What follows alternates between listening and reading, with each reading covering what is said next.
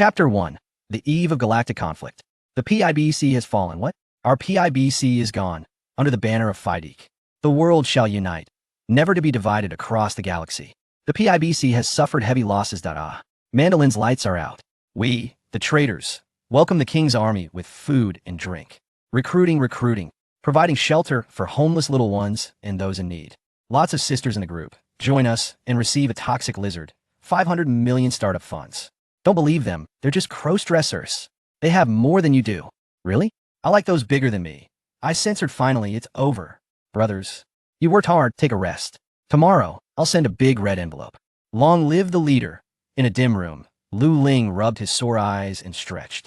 On the screen, his spaceship had been destroyed, leaving only a pod. The 2-day, sleepless sovereignty war had left him exhausted. His head was spinning and a sharp pain throbbed. Lu Ling was still thinking about wrapping things up when an irresistible sting hit him, and everything went dark.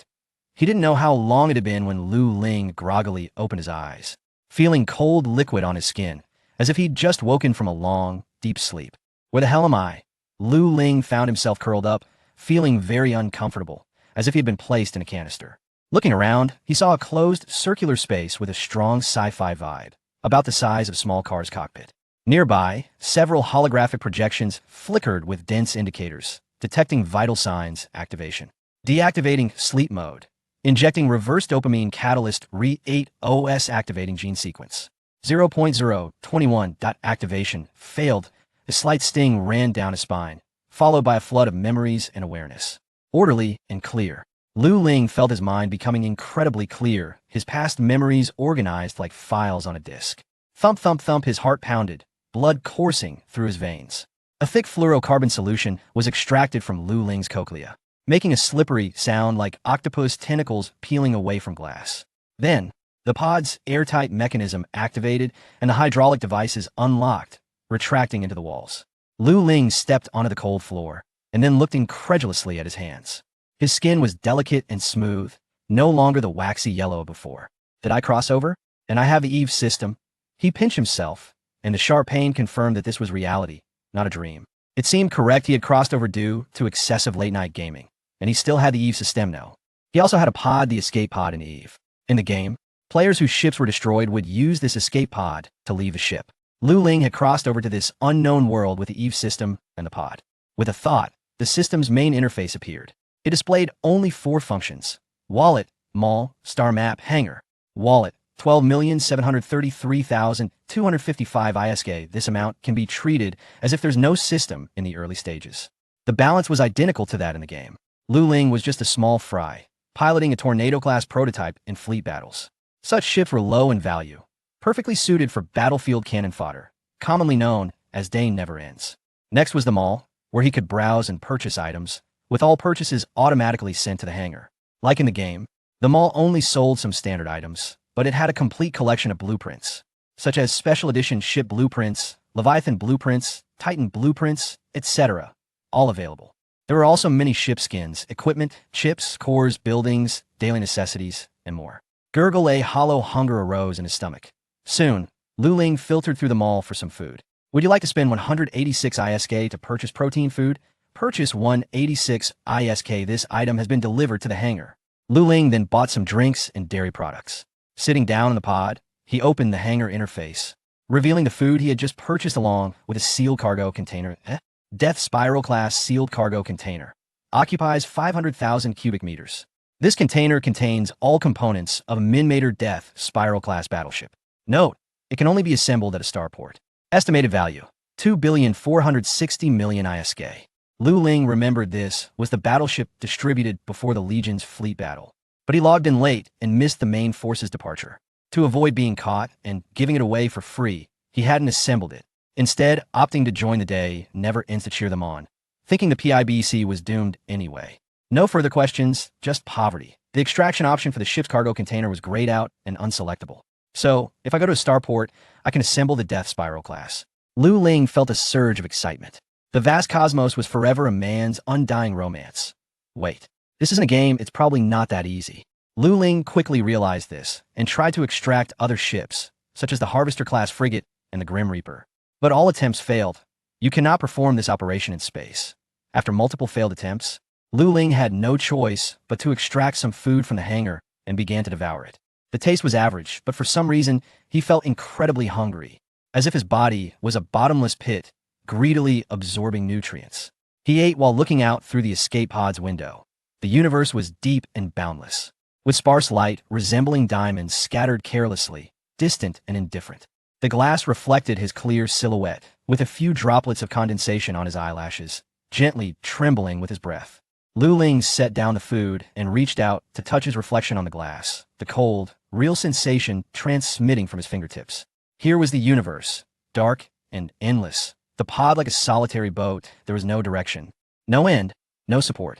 No matter where he looked, there was only eternal darkness and sparse starlight. Right? The star map. What if this is the Eve universe? Lu Ling quickly opened the star map, but the result seemed to match his expectations. Current no valid star map data. The holographic star map was empty, just like the desolate universe outside the escape pod. At that moment, Lu Ling suddenly recalled a saying, "The universe will not remember you. It does not care about your fears, will not respond to your cries for help, and will not even grant you a swift end. It simply exists silently, indifferently, and eternally, while your life is merely a fleeting dust cloud, a slight tremor in its infinite ages, gone in an instant." Here, even death is lonely. Lu Ling's heartbeat began to quicken. He dropped the food in his hand, climbed up from the cold floor, and fumbled to press the button for the driver's seat. In the cramped space, an ergonomically designed seat emerged from the floor, and a wraparound control panel popped up with several holographic interfaces. As expected, the star map provided by the escape pod contained no valid data. It was very likely that this was not the known universe, or too far away. Current dark matter fuel remaining: 101 kg electric capacity, 150 GJ. Maximum cruising speed, 1800 ms. Remaining jump endurance, 100 hours. Maximum speed of jump engine, 5 AS. Without a star map, there were no coordinates. Up, down, left, right, every direction was engulfed by the void that devoured everything. Lu Ling took a deep breath, grasped the joystick, and pressed the jump button. Jump engine preparing. Establishing jump trajectory. Unable to establish jump trajectory. Jump engine shut down. Lu Ling's heart sank to the depths as he realized in this truly boundless darkness, he couldn't even hear his own scream. P.S. The first 200,000 words were written solo, and I've progressed further now. Just a note, the first 80 chapters do not feature the ship. There's little money involved, and it's not as thrilling. Hey Race, a brain storage place. Chapter 2. The pioneer time seemed to stretch endlessly. The wine bottle rolled away, and Lu Ling's face was flushed, clearly intoxicated. On the cold ground lay scattered a few mental drugs. X1 instinct, crash, dream talk, and descent. It was evident that he was on the brink of madness. At that moment, a red warning popped up on the control panel. Capacitor capacity, 149 GJ, no valid space station course found. Automatic switch to sleep mode imminent, with a hiss. The temperature control system went offline, and the temperature dropped sharply. The sleep pod once again sprang from the wall, with the glass cover rising to open its entrance. Waiting for him to enter, Lu Ling, with bloodshot eyes, crawled inside. Soon after, the lights in the escape pod went out completely, returning to silence. Silver Shield Star Domain. Extraterrestrial Luzon Star Zone. Koshi Constellation. Dust Zone of the Zhuangbai Autonomous Region. Ripples emerged in the cold, dark space, and then a blinding white light tore through the darkness, accompanied by flames and explosions, as a spaceship was violently expelled from the jump tunnel. The hull twisted and deformed, burning a dark red under the high temperatures, while the armor continuously melted and fell away. Suddenly, a massive surge of energy erupted from the rear engine compartment of the ship, and the shockwave swept outward like a giant wave, tearing the spaceship apart into countless fragments. In the final moments, a long escape pod, about 7 or 8 meters long, rapidly emerged from the belly of the ship, violently bouncing amidst the explosion's shockwave. Damn it! Hurry and send out a distress signal. If the local Navy gets here first, we're done for. Boss, the distress signal has been sent. Hee. I survived even after the reactor exploded. I must be destined to live. Scott chuckled eerily. The lifeboat floated silently in space, like a forgotten speck of dust. Days later, the oxygen circulation system in the cabin emitted a low hum, indicating that the originally sufficient oxygen supply for 60 days was nearly depleted. In the dim cabin, Scott opened his eyes wearily, cursing under his breath. These greedy consortiums. Do they dare to falsify emergency equipment? His voice was hoarse and dry as he glanced at his deputy. The deputy struggled to get up and smashed the oxygen panel to check the actual oxygen levels, his face shifting between hope and despair. Boss, what now? There are only 2 hours left. Scott remained silent, narrowing his eyes as he stared out the porthole at the boundless, eternal darkness. Suddenly, the darkness outside the porthole was torn apart by a dazzling white light, and space twisted and trembled. Then, a pitch-black starship emerged from the spatial ripples. Its angular armor marked with scorch marks from projectile weapons, and the bow was adorned with crimson skull and rose insignias. It's the Night Orchid. Great, we're saved. Listening to his crew's cheers, Scott's heart sank. On the bridge of the Night Orchid, a woman sat in the captain's chair, her long, beautiful legs crossed. The metallic tips of her black high boots gently swaying. Her fiery figure was wrapped in a form-fitting dark red uniform, her skin pale as cold jade, and her red hair cascaded down like a waterfall, accentuating her narrow, orange-red eyes that were even colder. Report, leader. The voice of the navigator broke the silence. Detecting two unfamiliar signals. One of the signals matched the frequency of a sample perfectly, confirming it to be Lord Scott, the leader of the Blade. The sixth officer of the Crimson Devil pirate crew, known as the Blood Rose Queen, who oversees the Crimson Army. Upon hearing this, she slowly curled her red lips, propped her cheek with her hand, exuding a lazy charm. Then let's salvage everything and invite our Lord Scott up. The armored side of the Yangtze ship split open, and several engineering boats slid out, leaving orange-red trails in the cold void of space. Inside the lifeboat, Scott's expression was grim as he silently regarded his relaxed subordinates. The distress signal he had sent was on a secure channel meant for trusted members, yet the one arriving was his sworn enemy, Fengling. It was clear that those loyal to him were in grave danger. He knew all too well the woman's methods and considered himself no match for her. The Crimson Devil never spared traitors. Report to the leader, Scott and his subordinates have been captured without resistance. Fengling elegantly stood up, stretching lazily, revealing her alluring and slender waist, though no one dared to look directly. Have you identified the other signal? Her close aide, Lien, stepped forward briskly, her short hair swaying slightly. Looking at the holographic data in her hand, she replied, it's an unknown stasis pod, and the identification code does not belong to the information database of the Patria Empire or any major trade guild. Lien frowned and paused for a moment. Chief Engineer Wang's analyzed that the stasis pod structure is advanced, possibly from an ancient race or the United Stars, and should have no connection to Scott's situation. Interesting. Fengling yawned. Let us set off. I'll take a nap first. Just then, Lien received a communication, and a look of confusion crossed her face. After confirming, she immediately said to Fengling, Wang's has decrypted the stasis pod. Inside is a male human. He has been in stasis for tens of thousands of years. The exact time requires medical sample analysis. How many years? Fengling raised an eyebrow, and Lien quickly activated the holographic projection. Inside the space pod, a pale young man lay quietly in a culture dish. Most shockingly, the inner walls of the stasis pod were inscribed with countless ancient symbols, remnants of the long-lost language of the pioneers, the divine words recorded in the holy codex of the Patria Empire. The pioneers, a concept heavier than the ancient races. Today's Patria Empire, or rather, all of humanity in the galaxy, are descendants of the pioneers. Legend has it that after conquering the galaxy over 2,000 years, the pioneers discovered a super wormhole leading to the Andromeda Galaxy, embarking on a grand expedition spanning 54 million light-years. Those humans stationed in the galaxy quickly fell into endless civil wars after losing the guidance of the pioneers, leading to the civilization's infinite decline.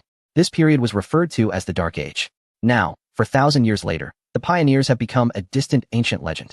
The human regime that inherited the legacy of the pioneers is known as the Earth Federation. The Earth Federation is located 65,000 light-years away from the Patria Empire, on the far side of the galaxy. Not to mention Fengling and her crew. Even the Emperor of Patria, who has lived for 2,000 years, has likely never been there. In the realm of the Silver Shield, no nation has ever been known to possess technology that can keep cells active after tens of thousands of years of dormancy. Now, you tell me that there lies a pioneer in this stasis pod? This luck seems only slightly better than a certain lottery from an empire, doesn't he? His bodily functions are declining. He must have just awakened from dormancy. Wang said he might need immediate rescue. Given that, let us send him to the medical station. After a moment of contemplation, Fengling suddenly thought of something and whispered to Lien, this matter is confidential. You are personally responsible. There must be no oversights. If necessary, you can directly remove any surveillance. If their essay slip up. Understood. Lien's pupils flickered with a cold glint. Chapter 3. Mimitarl on the medical bed. Lu Ling slowly opened his eyes, his pupils constricting slightly as they adjusted to the long-lost soft white light. You're finally awake. Lu Ling turned towards the voice, and a slender figure came into view. The woman had her back to him, her ash-gray hair gently swaying, and her delicate fingers were skillfully manipulating the instruments on the medication table. The liquid in the test tube swayed lightly with her movements, refracting a faint blue light. Lu Ling looked around. The room was filled with highly futuristic equipment. A woman? Alive? Speaking the language of his homeland? He was startled by his own hoarse voice and instinctively tried to sit up, only to find his limbs still somewhat stiff.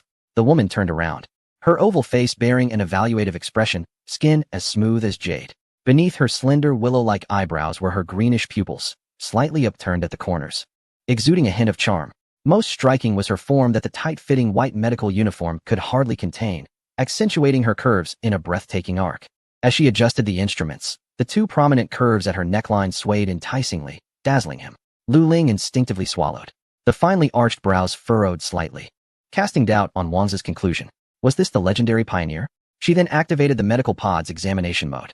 Lu Ling felt 4 light rings binding his hands and feet as the transparent walls began to merge.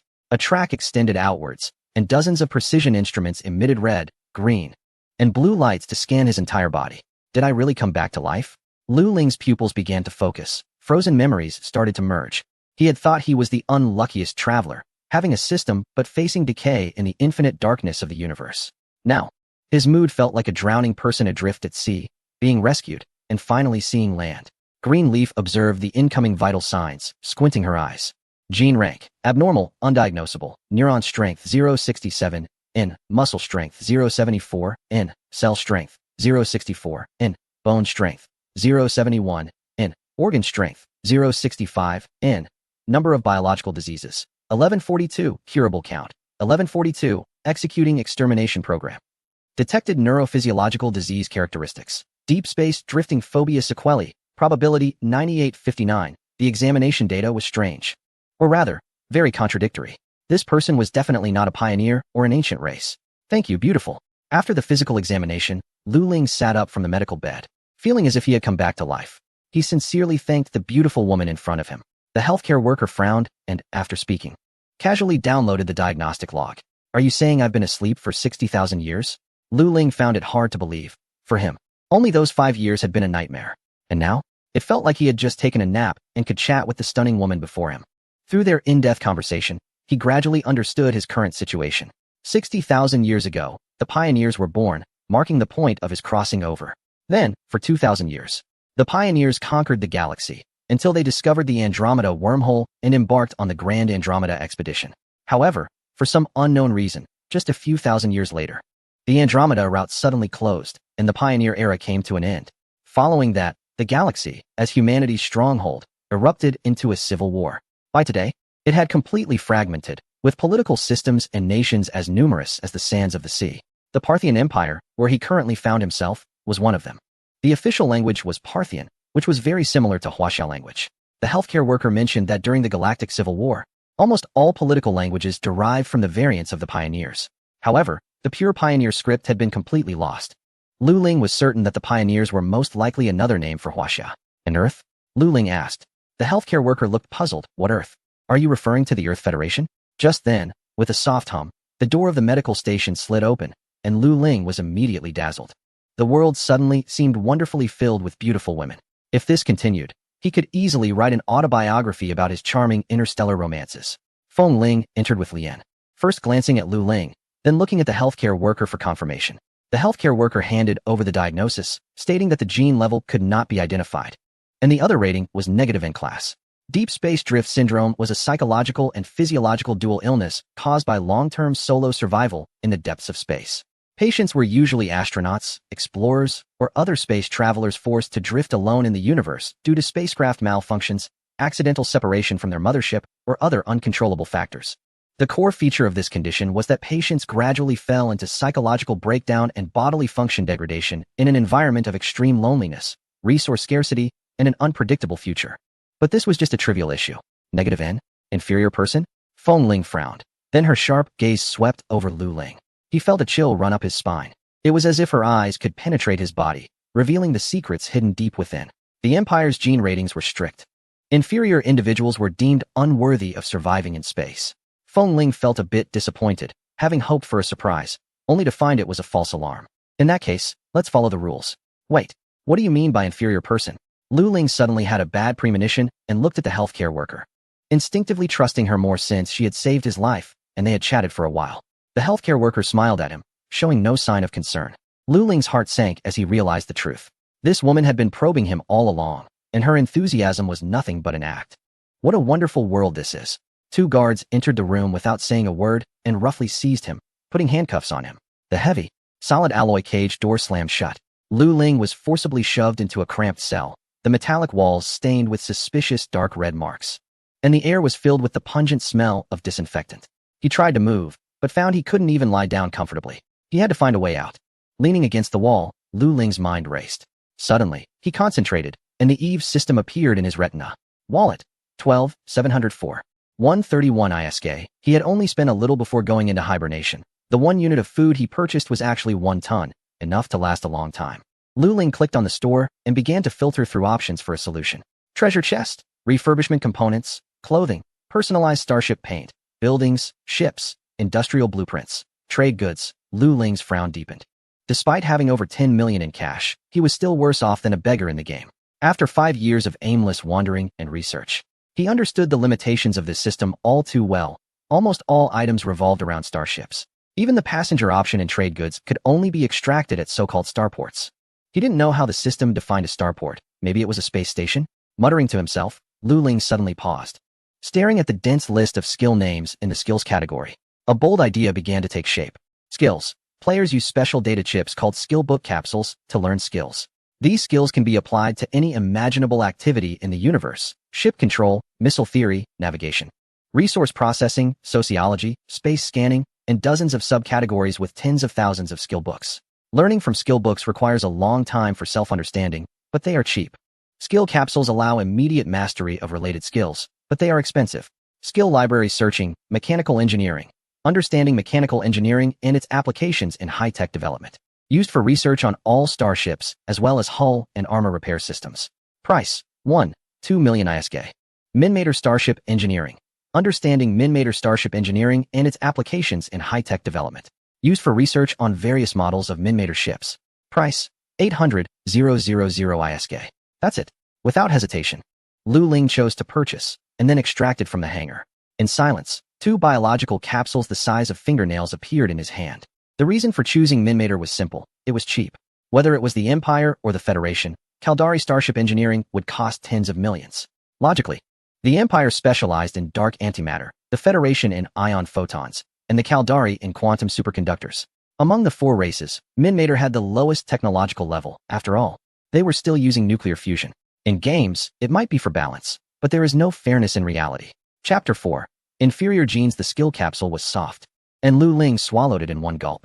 The sensation in his mouth was icy cold, and in the next moment, a flood of engineering knowledge surged into his brain. Titanium alloy phased armor synthesis application, molecular level structural reorganization, energy field stabilization technology, impact resistance optimization formula, energy material conversion application, controllable nuclear fusion, plasma confinement field, fusion ignition threshold calculation, waste heat recycling system, modular design fundamentals of Mimitarl ships, solar photon radar array, high-speed starship dynamics. Gasp.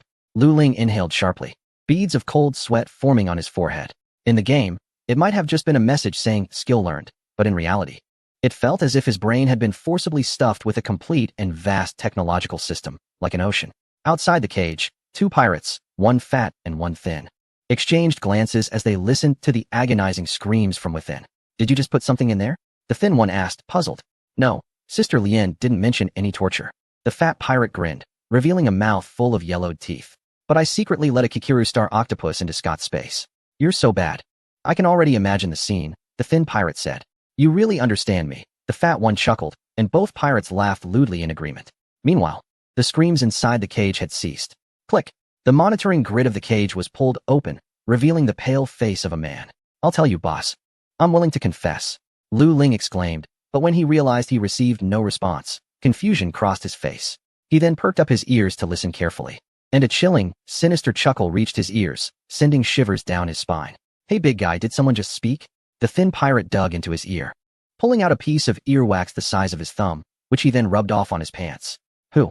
The fat pirate, who was actually not fat but just large in stature, became alert, scanning the dimly lit corridor warily. Bang!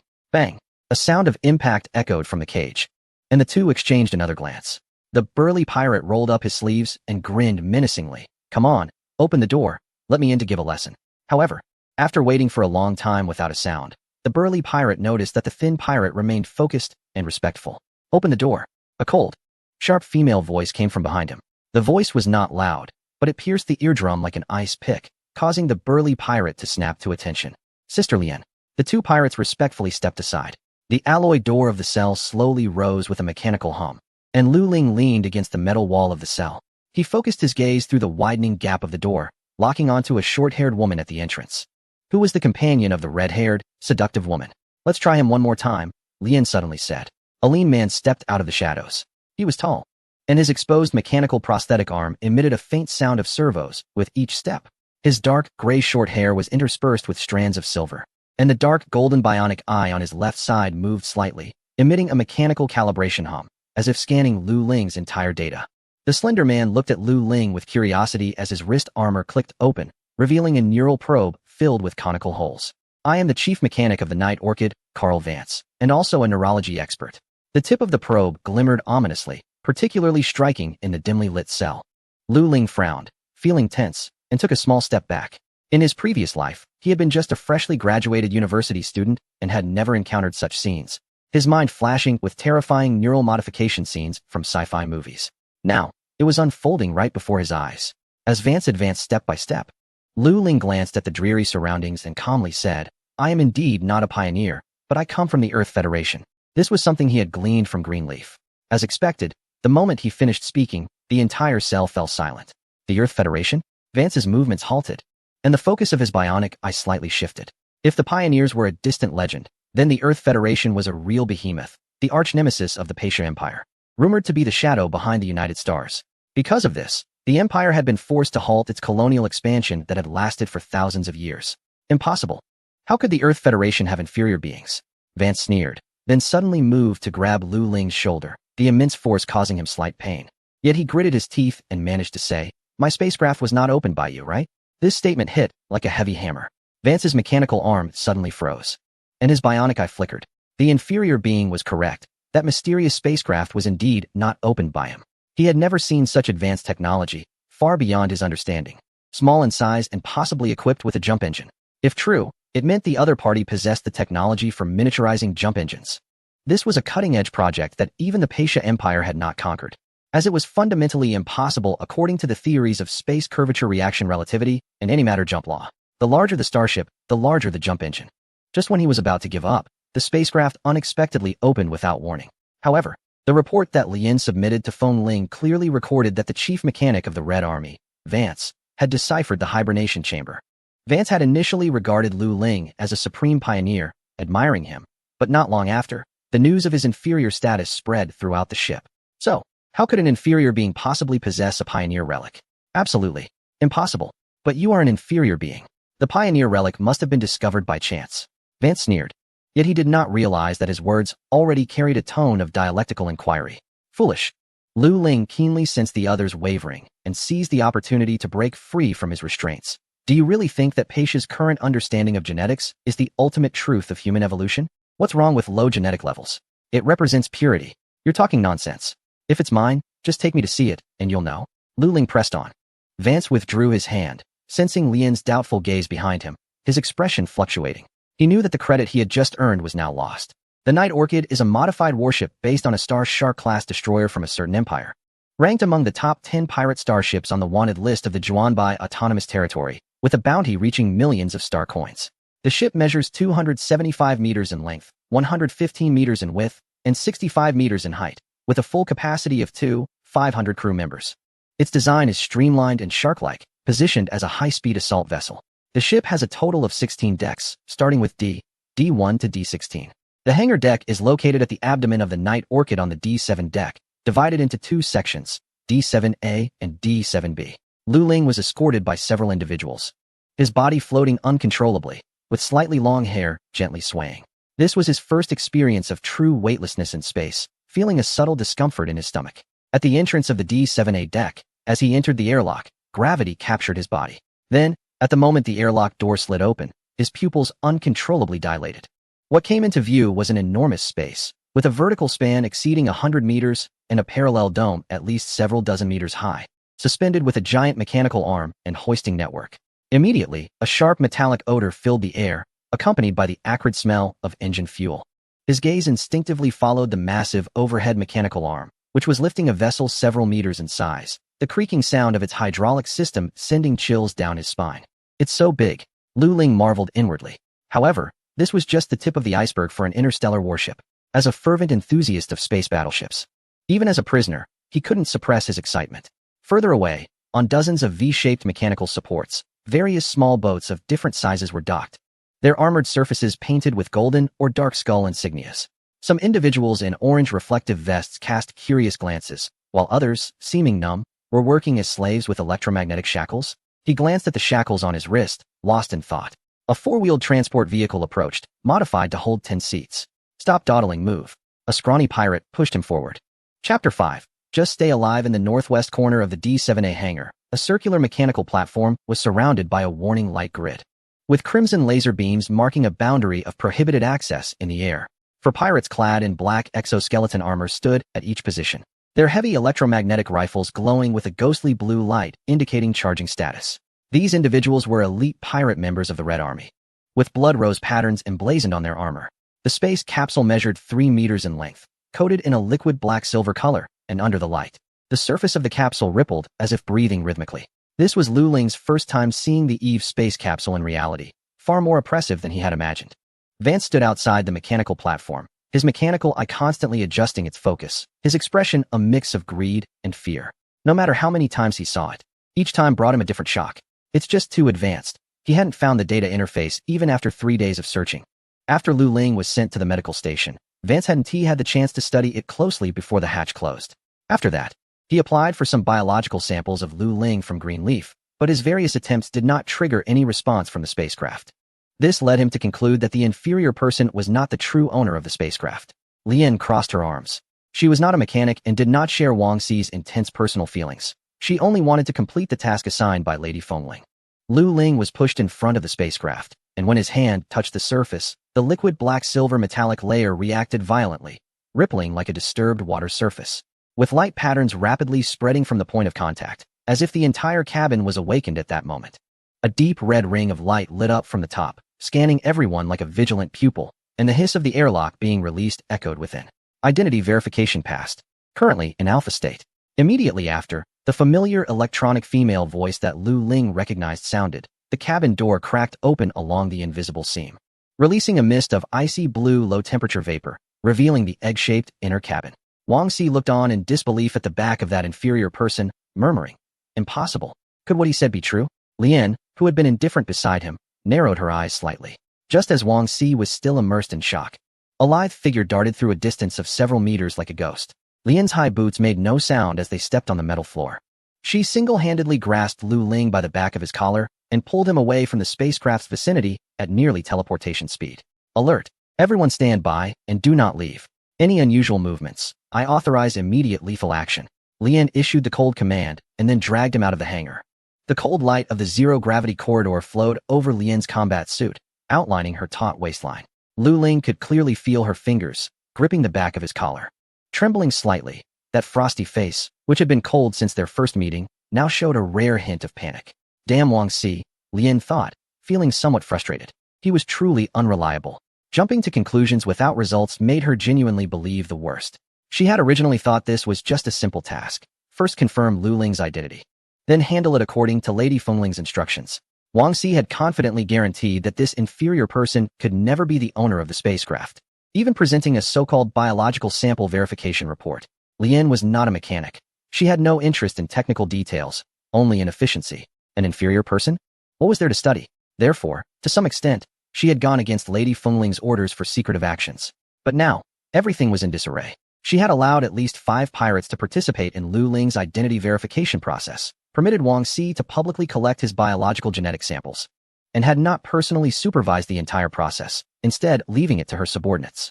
Just now, the verification system of that spacecraft coldly declared, Lu Ling was indeed its owner. She knew that Lady Fengling despised 2 things the most: unexpected developments in plans and incompetent executors.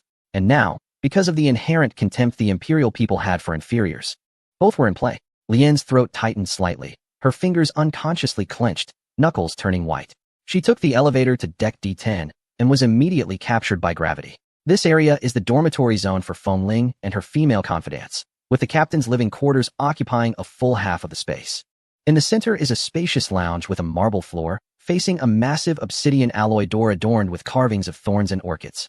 On either side, niches display trophies, medals from the naval officers of a certain autonomous region, and the honorific achievements of alien beings with giant horns, preserved in amber. Lien instinctively softened her footsteps, her breathing becoming restrained. It was not out of fear, but a nearly instinctive awe. In the world of pirates, there is no mercy, no fairness, only the most primal survival logic. The weak are preyed upon by the strong, and only the fittest survive. Arriving in such a secluded and unfamiliar place, Lu Ling forced herself to calm down. Some human figures appeared in the shadows, quietly retreating upon recognizing the newcomer. The thorny patterns on the obsidian alloy door suddenly glowed with a dim red light, and the door slid open silently. Feng Ling lazily combed her dark red hair, which fell to her waist, swaying slightly with her nonchalant steps. She wore only a silk robe, the snow-white skin beneath her collar subtly visible, and the loosely tied belt at her waist accentuated her breathtaking curves. Suddenly, the marble floor of the lounge cracked open, and the sound of machinery echoed as a wide, luxurious sofa rose from beneath the deck. Lien immediately knelt on one knee. "Chief, Shu." Feng Ling raised a slender finger, her red lips curling into a dangerous arc. She then kicked off her slippers, stepping barefoot onto the sofa, reclining lazily as her robe slipped, revealing a large portion of her long, snow-white legs. Lu Ling couldn't help but swallow hard at the sight. A twinge of doubt crossed his mind. Was this a seductive scene meant for a prisoner like him? Would he ultimately meet his end? Thoughts raced in Lu Ling's mind. Ever since absorbing the Eve skills, he had clearly realized that the Eve technology tree was far more advanced than that of this world, something unattainable. At least just moments ago in the hangar, he had seen someone welding some very outdated equipment. Of course, it could also be due to the lack of an industrial system among the pirates. However, based on the professional knowledge in his mind, the likelihood of a technological gap between the Pasha Empire and Eve was extremely high. Feng Ling's gaze shifted from Lien to Lu Ling. "Lien didn't kill you, so it seems you've proven your worth. What do you want?" Lu Ling glanced at the woman kneeling beside him. "Will you kill me? I want to live." He had ambition, desire, and a system. Only by surviving could he have a chance. The Eve system couldn't turn him into a superhero or grant him superpowers. It was merely a system altered by a game, inexplicably transported here with him. There wasn't even a so-called system spirit. Everything depended on his own exploration. He vaguely remembered that Eve once released a planetary expansion pack, but it abruptly ceased shortly after. Had it continued back then, the current planetary vehicles and individual equipment would likely be quite complete. Live. Feng Ling suddenly let out a light laugh, her robe slipping further with her movement. "Then I've changed my mind. It's just a relic of an uncertain pioneer. Now, I want to kill you." Lu Ling's heart sank. Damn it, playing these games. He considered himself no match for Feng Ling. All right, you like to play like this, huh? Lu Ling thought to himself, but his expression remained calm. His mind exceptionally clear at that moment. "I just took a look. This ship is very old. There are at least 37 areas that can be improved." "Oh." Feng Ling blinked, seemingly indifferent. "Isn't it?" Lu Ling's mind raced. "What about the engine? I saw that the cooling system in the hangar is made of outdated lead pipes. This fusion reactor must have been running for hundreds of years, right? I guess the jump engine is also an obsolete model. What is it using? Helium, 3 isotopes, or antimatter? Or a mix of both? Using antimatter for escape, and helium, 3 for travel? How many nuclear leaks have there been? If I'm not mistaken, doesn't each jump require several minutes of preparation for fusion?" Having absorbed Eve's Minmator starship engineering knowledge, Lu Ling could extract memories from his mind with just a glance, and draw inferences from them. He could say that designing a basic interstellar warship would pose no difficulty for him now. This old ship requires maintenance after each jump, otherwise, it could fall apart at any moment. Lu Ling spoke urgently. He needed to prove his worth quickly. "Enough." Feng Ling interrupted directly, showing no interest in these matters. "It seems you are an expert in this area. Can these issues be resolved?" An opportunity. Lu Ling breathed a slight sigh of relief. There was indeed a way using the Eve system marketplace, but that was his ultimate secret. For now, to survive, he could only take a conservative approach to get through the immediate crisis. "If we change the energy transfer method and combine it with the unique acceleration coils of our Federation, the jump speed could increase by at least 50%, nearly doubling." Feng Ling stepped barefoot onto the marble floor, slowly walking in front of Lu Ling, her narrow eyes scrutinizing him, a hint of mockery showing in her orange-hued pupils. "Do you know what you're talking about?" "Of course I do. A near doubling means that while the enemy makes one trip, we can make one round trip." Feng Ling extended her delicate finger, pinching Lu Ling's chin, a faint orchid fragrance mixed with a dangerous aura enveloping him. What exactly do you do? Lu Ling's gaze involuntarily drifted towards the vaguely visible deep cleavage, the neckline of her light robe slightly opening as Feng Ling leaned in, revealing a tempting sight. What a shock! His Adam's apple involuntarily bobbed, but the threat of death quickly steadied his mind, and his eyes cleared somewhat. Something's off. Strange. It was too damn strange. He realized he couldn't control his primal instincts in front of these new women. Many times. Especially in front of these two women. Could it be that this is what they refer to as genetic inferiority? Inferior beings? Suddenly, a detail that had slipped his mind flashed in his head. That's it. The speed at which Lien had just dragged him over was likely faster than a 100-meter sprint in just 1 or 2 seconds. Because in that moment, he was dazed and didn't even react. However, now is not the time to think about the old and new humanity. I'm a chief engineer for the large-class battleship, Lu Ling said calmly, then suddenly realized and looked directly into the eyes of the dangerous woman in front of him, speaking steadily. My full title is Chief Debugging Engineer for the large-class battleship, specifically responsible for verifying the design and development of the transition engine. The killing intent in the air receded, and he began to try to stabilize his heartbeat. This woman felt even more terrifying than Lien. Battleship? Feng Ling asked, somewhat confused. But she knew that this impressive title was certainly not comparable to that of a destroyer. She had no interest in these matters. In that case, I'll let you live. I appoint you as the chief mechanic of the Night Orchid, with Vance as your assistant. Feng Ling's fingertip slid along Lu Ling's jaw to his throat. Lies won't keep someone alive forever, understand? I understand. Lu Ling forced himself to look away, his gaze shifting to the specimens in the niches on either side of the obsidian alloy door, a chill running through him. P.S. This is a new book from a newcomer. The concept has been in the works for many years, and the early plot may seem somewhat cliché and deliberate, as it was written quite early and no longer matches the current pace. Please bear with me. I uploaded 200,000 words all at once. The later parts will definitely be exciting and won't include these deliberate elements. Many people have criticized me. I want to clarify that these pirate leaders are gene enhancers, capable of running 100 meters in under 12 seconds and possessing strength of 2 to 3 tons, while the protagonist is just an ordinary modern otaku. The story and world will unfold layer by layer. As I said, the beginning might be a bit off-putting, and I feel that way too. Every author has their unique way of thinking. Chapter 6. Chief Mechanic Lu Ling was expelled from the D-10 deck lounge, the thick, cold metal door isolating him from the captain's private area. The zero-gravity corridor was empty, the lights dim, and a faint floral scent wafted through the air. Just as he left, he heard Feng Ling call Lien into the obsidian door. The elevator was off-limits, leaving him to wait at the entrance.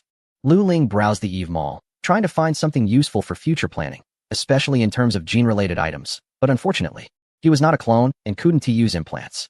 Why are you still here? After an unknown amount of time, a cold question came from behind. Lu Ling turned to see Lien standing at the door, droplets of water from her hair floating in the air, some trickling down her flushed neck into the tight combat suit. She looked somewhat weary but sharp. Faced with her hesitant gaze, Lu Ling pointed towards the locked elevator at the end of the zero-gravity corridor, which was self-explanatory. Follow me. Perhaps treated as one of their own, Lien's tone softened. The D-10 elevator requires level 1 access, while the chief engineer only has level 2. The access bracelet is with Vance. I'll take you to hand it over. Night Orchid, northwest corner of D7A mechanical station. As Lien walked with Lu Ling, Vance suddenly felt a bad premonition, especially with that strange smile on the inferior person's face, causing him a sense of inexplicable unease. By order of the leader, Lu Ling is now the chief mechanic of the Night Orchid.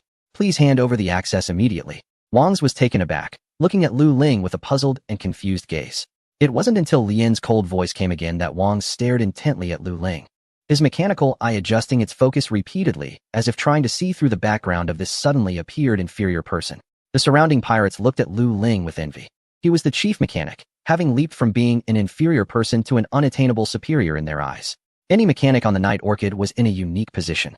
After all, they relied on their brains, something these rough laborers could not compare to. If Lu Ling gaining the identity of a mechanic had already made Wang's feel a thorn in his throat, then Lien's next words pushed him into an abyss. From this moment on, Lu Ling would be fully responsible for the maintenance and updates of the entire Night Orchid, with Wang serving as his assistant.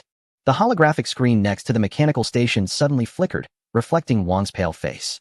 Not far away, a pirate drinking an energy drink choked and coughed, brown liquid splattering onto his companion's work uniform.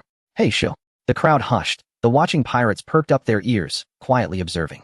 After all, this was Lord Wang's The last person to make him lose his composure had already become space debris. I've worked on this ship for 16 years, Wang's murmured. Everyone could see his mechanical arm trembling violently, as if it would explode in anger at any moment. Lian remained indifferent. But in the end, he only squeezed out 2 words, "As you command." He handed the authority wristband to Lu Ling, who, after putting it on, didn't he feel anything particularly special, and walked towards the space capsule. The surrounding pirates unconsciously parted to let him through. The chief mechanic held a position that allowed for direct meetings with the leader. Hey, you're blocking my space capsule." Lu Ling grinned at Wang's, the assistant. He remembered clearly how Wang's had just treated him. However, this guy might also be a new type of human. Lu Ling glanced at him out of the corner of his eye. Wang's face turned beet red. Lian's lips twitched slightly. She suddenly felt that this newly appointed chief mechanic was not as honest as he appeared.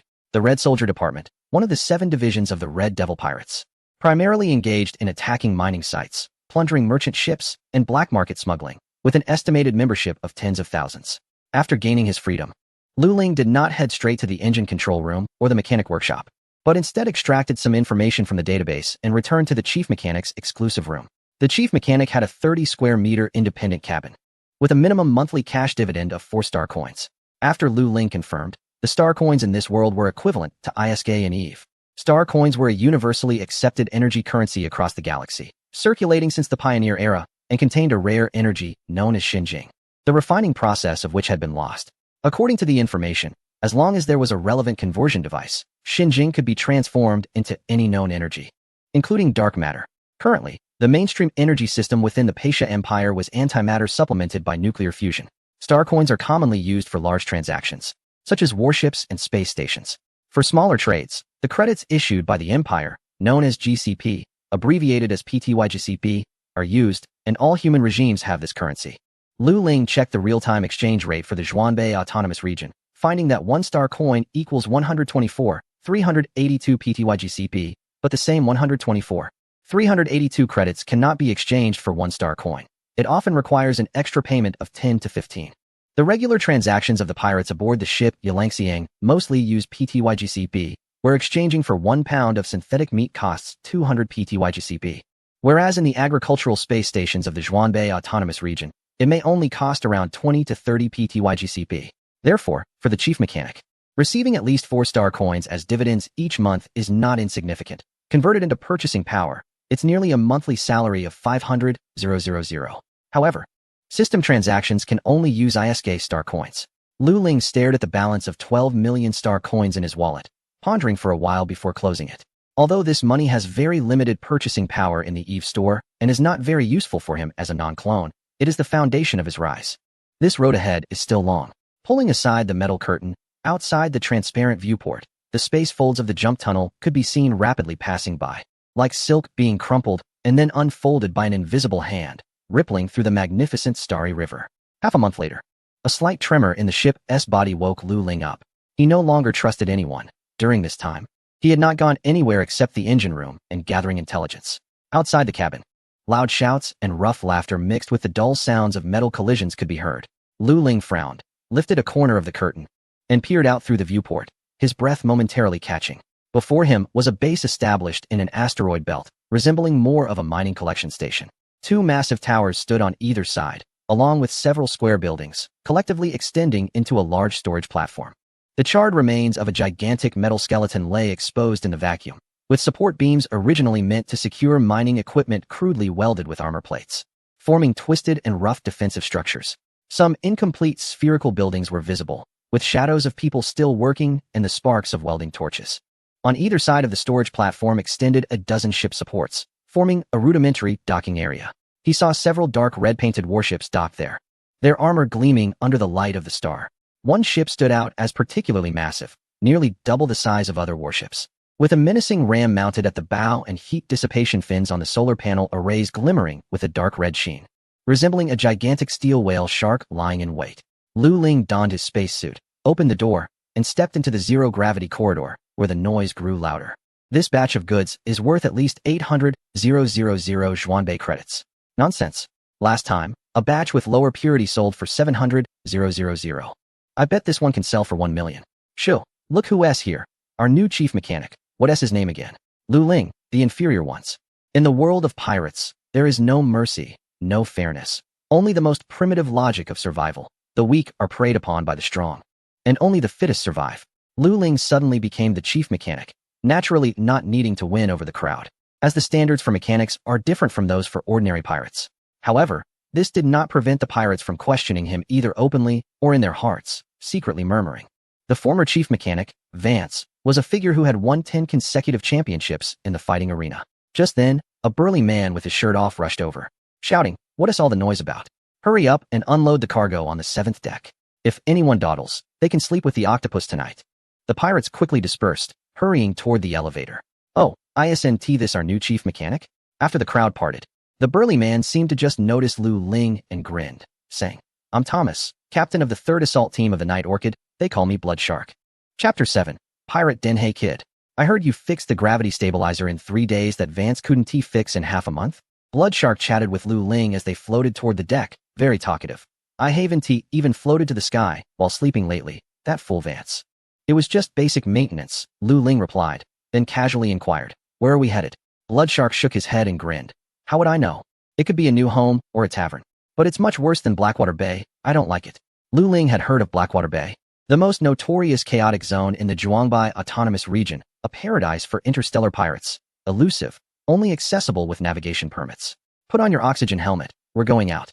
As Blood Shark spoke, he donned his spacesuit top, took 2 helmets from a nearby rack, and tossed one to Lu Ling, saying, "Make sure to check it. If it's leaking, you'll turn into 2 ice cubes in 30 seconds. This made Lu Ling instantly serious as he conducted a thorough check. With a hiss, the docking bay door opened, and Lu Ling was somewhat shocked by the sight before him. On the wide deck, hundreds of oxygen-filled balloon cages floated in the unloading area. Each cage crammed with 30 to 40 people, all shackled at their wrists and ankles. The Pasha Empire practiced a master-slave system under imperialism, making slavery legal, which was evident in the Red Devil pirate group, where slave trading was their primary source of income. The Red Devils would sell local slaves to other autonomous regions to cut off their local connections, maximizing profits and minimizing unnecessary troubles. All of this was fresh to him. Blood Shark pointed to one cage containing dozens of pretty young girls, with a hoarse voice coming from the headset. "Hee. We hijacked a long-haul passenger ship a month ago and made quite a fortune." Lu Ling felt a bit uneasy. He had never seen such a scene, but he quickly adjusted. TSK, Chief, according to the rules, you can pick anyone left after the count," Blood Shark said enviously, maneuvering the micro-thrusters on his spacesuit closer to a balloon cage, tapping it with his fingers, which startled the young girls inside. Laughter erupted from the pirates on the public channel. Lu Ling remained silent as Blood Shark patted his helmet, saying, "Relax, Chief. That's how life is. With light in the world, there will always be darkness. It's serious, but it doesn't fit us Red Warriors." Blood Shark was right. Lu Ling recalled his feelings when he entered a boarding school alone in his past life. Everything felt so curious, unfamiliar, and uncomfortable. "I know," Lu Ling replied, pointing to the largest ship at the port. "Whose ship is that?" He had seen it from the room on the ship. "That's the Devil's ship. Our Red Devil's biggest and most formidable warship, Lord Rachel's Ride." Blood Shark glanced at it, his tone cautious. "Lord Rachel is the leader of our leaders. Well, we usually call her the Grand Leader of the headquarters. She rarely shows up. By the way, never provoke anyone from the headquarters." After the Night Orchid docked, countless pirates swarmed out, carrying various containers and cargo to stack on the mining station platform, while those slave balloon cages were taken deeper inside. At that moment, an announcement floated into everyone's helmets. "All personnel rest for 1 day. Dividends distributed the day after tomorrow. Signed by Feng Ling. Long live the leader." The public channel erupted with uncontrollable madness, strange cries, and shouts. Everyone went to find their quarters. "This is our new base as Red Warriors. Huh. This is our new home. Hope it doesn't get raided again." As the chief mechanic, Lu Ling was assigned a 220 square meter suite on the 330th floor of the left tower, Area A, which was one of the high-level residences in this gathering station. Late at night, after most pirates had gone to rest, he quietly left his dormitory and made his way to the port, opening the Eve hangar. "Do you want to assemble the Death Vortex class? Please rename the ship.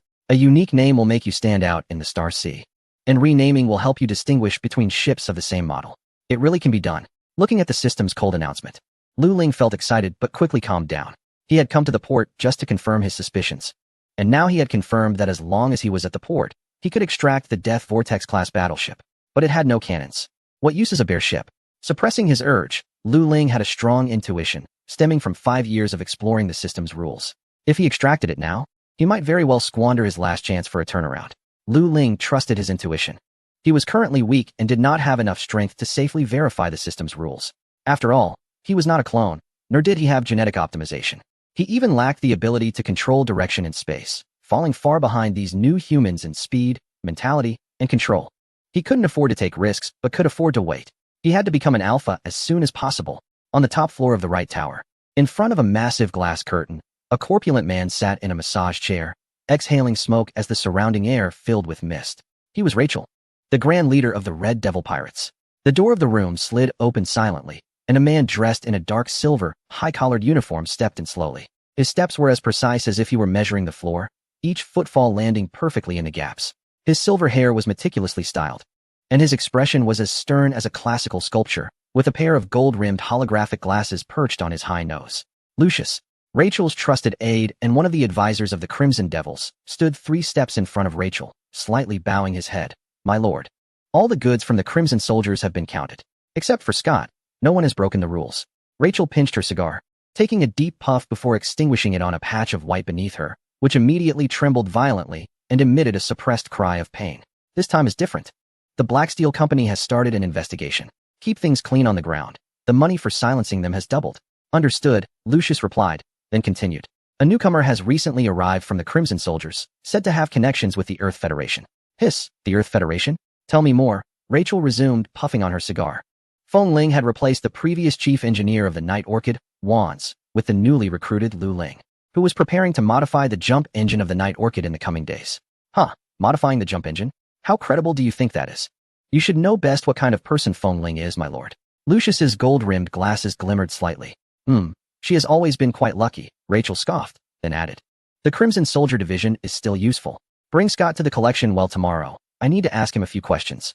Lucius slightly bowed and turned to leave. The door to the room closed silently, and Rachel continued to puff away, chuckling softly in the smoke, her narrow pupils flashing with an unknown light. "Good morning. Now it is the 16th week, 6th day of the 1652nd year of the stellar calendar, 10 a.m. The indoor air quality is excellent, with an oxygen level of 213, and trace amounts of ionizing radiation detected. Temperature is constant at 24 degrees, humidity at 65, and the ion humidifier is activated."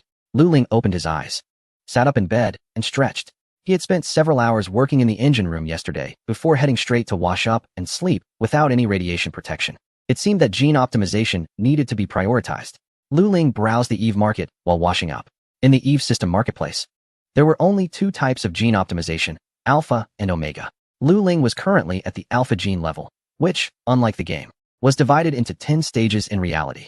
To advance to Alpha 9, an Alpha injector was needed. Lu Ling was at the basic Alpha level and required 1 set of Alpha EXP injectors to reach Alpha I, equivalent to skill points in the game. These were prohibitively expensive, costing 5 million star coins per set. It was estimated that a single set of Alpha injectors in the game had a capacity of 50,000 EXP, while the upper limit for Alpha Gene EXP was 5 million points. This meant that reaching the gene level of Alpha X would cost at least 500 million ISK. As for Omega, it was even more expensive, as the growth of Omega genes was theoretically limitless. Do you understand? If not, that is fine. Lu Ling was also completely in the dark when he first started playing EVE. He took out some synthetic bacon and a seaweed protein drink from the refrigerator to start making breakfast. The logistics department of the Red faction had some bionic housekeeping robots for sale, priced higher than slaves, making them almost unaffordable for pirates. Just then, a sound came from the door. The visitor alert on Lu Ling's wristband indicated someone had arrived. Chapter 8. The red code as the hatch opened. A faint herbal fragrance wafted in first. "Is it you? What business do you have with someone like me?" Lu Ling asked irritably upon seeing the visitor. He had initially thought that the kind-hearted healer, being the first beautiful woman he saw upon waking, would elevate his mood and feelings. But he found her to be as cold and indifferent as Feng Ling. However, he had adjusted to it by now. Greenleaf leaned casually against the doorframe. Her grayish-blue hair was casually tied up with a silver thread today, with a few strands falling over her collarbone, gently swaying with her breath. She still wore that pure white medical uniform, though the neckline was lower than last time, revealing a patch of snow-white skin that glimmered like jade under the warm light of the cabin. Greenleaf smiled slightly, with such a big attitude. "I did save your life." "Thank you," Lu Ling said, making a gesture to close the door, indicating he wouldn't see her out if there was nothing important. "Don't rush," Greenleaf said, placing her hand against the door, causing the hem of her medical uniform to lift and reveal a long leg wrapped in white silk. Lady Fengling specifically instructed me to take you to select a trade-level slave. This is a special privilege for the chief mechanic. Are you really taking me to buy a slave? Lu Ling asked, somewhat puzzled. He had just arrived and was not fully aware of the internal rules of the Red faction. He had heard Bloodshark mention this before, but hadn't he taken it seriously? Although he held the title of chief mechanic, he was not aware of any special treatments besides the monthly dividend of 4-star coins. Moreover, he had not participated in this raid, so he was not entitled to any shares. Sorry, I don't need one. Don't you want someone handy to help you? Greenleaf smiled, seemingly seeing through his reluctance. Lu Ling squinted. Why are you suddenly so generous? This made him wary. After all, this was a pirate den. Every step, every action, and every thought had to be carefully considered. Without the Eve system, he would have been dead long ago. Who knows? Greenleaf stepped closer, her fragrant breath brushing against his ear. What if Lady Fengling has taken a liking to you, a citizen from the Earth Federation? After following Greenleaf out of the dormitory, Lu Ling realized the vast scale of the Red faction. The left tower where he lived had over 500 floors, resembling a beehive with a circular interior. Each floor had dozens of rooms, and the lower the floor, the more rooms there were. The metal walls were lined with pipes and cables, occasionally emitting blue sparks. The humming of the gravity regulators intertwined with the noise of the pirates, making everything feel so real. The elevator continued to the 30th floor, revealing a weightless corridor in the air. Through the observation window in the corridor, Lu Ling could see the entire layout of the pirate base. 2 giant towers were distributed on either side, connected in the middle by hundreds of aerial walkways. Below was a wide cargo area with several square buildings, and in the distance, the dock could be seen, where the outlines of a dozen starships were faintly visible under the starlight. Greenleaf informed him that those square buildings were workshops used for breaking down and refining ores. However, since the pirates did not engage in production, those buildings had been abandoned for a long time. The most striking sight was the numerous crushers embedded in the asteroid belt, densely packed and driven deep into the asteroids. As he crossed the aerial walkway and entered another circular square in the North Tower, the gate opened, and a wave of heat rushed in. Lu Ling was astonished to discover a giant crusher standing in the middle of the square, surrounded by thousands of pirates, their cheers deafening. This giant crusher stood 15 meters tall, presenting a black-red appearance, its surface covered with years of thick oil stains. The most eye-catching feature was the 3-meter diameter hydraulic hammerhead, its surface riddled with sharp metal protrusions, still dripping with fresh blood and flesh remnants. Dark red liquid slowly dripping down the hydraulic rod. What is going on? Lu Ling was somewhat surprised, his gaze drawn to the massive crusher. Execution site, Greenleaf explained. The 5th leader, Scott, and his faction fled in battle, and were publicly punished by the chief leader, Rachel, through a crushing execution to serve as a warning. Lu Ling watched as a bloodied figure was firmly held by 4 mechanical arms, slowly being fed into the crusher's intake. With the heavy impact of the hydraulic hammer, the sound of shattering bones echoed through the loudspeakers, inciting even more fervent cheers from the pirates. The so-called crushing execution involved throwing a living person into the intake of the mining crusher, where the crushing hammer sensing system would continuously drop from a journey of 1 gram to 1 ton, often applying a shock force of 10 kilograms within seconds. Until the person was left with only a breath, the stone-cutting blades would be activated, slowly disassembling them until they became a powdery mush. Lu Ling felt a chill. It was no wonder this was the pirate stronghold. Greenleaf's voice carried a morbid tone, his breath brushing against Lu Ling's ear. This is the ultimate punishment of the Red Code's first article, ensuring the victim feels every inch of bone-crushing pain while fully conscious. Can you step back a bit? Lu Ling asked straightforwardly. What did you say? Greenleaf's previously cheerful face darkened, and his voice turned cold. Lu Ling replied bluntly, You were a bit creepy just now, and it scared me. In the shadow of the giant crusher, there was a floating mobile home, thick glass isolating it from the outside noise, leaving only a cold silence. Inside, Rachel's plump body sank into a soft sofa, with 2 naked young girls kneeling at his feet, one peeling fruit for him with delicate fingers, while the other carefully massaged his thick, hairy calves. The air conditioning circulated within the vehicle, but could not dispel the lingering smell of blood. Lucius stood nearby, his gold-rimmed glasses reflecting a cold light, expressionless as he gestured for the 2 executing pirates to stop. A bloodied man was kneeling on the ground, his eyes hollow and blood dripping down his cheeks, with indistinct whimpers rolling in his throat. Scott Rachel's narrow eyes were fixed on him, his voice low and thick. How many years have you been with me? The man's mangled fingers unconsciously scratched at the carpet. He opened his mouth, but only coughed up a mouthful of blood. 25 years. I let you manage the blade, gave you the best equipment and the most lucrative routes. Rachel's voice grew louder as he spoke, nearly turning into a roar at the end. Do you know? You almost ruined everything this time. If it weren't for the cleanup by Fengling, would you still be alive? But you. Not only did you flee at the critical moment, but you also lost the cargo. You deserve to die? Scott on the ground began to cough violently, trembling, blood flowing from the corner of his mouth, hoarsely saying, "Brother, I didn't deceive you." Hearing this long-lost term of endearment, the fierce look in Rachel's eyes softened a bit. 25 years ago, they were just two dream-filled youths fighting over a loaf of bread in a dirty spaceport.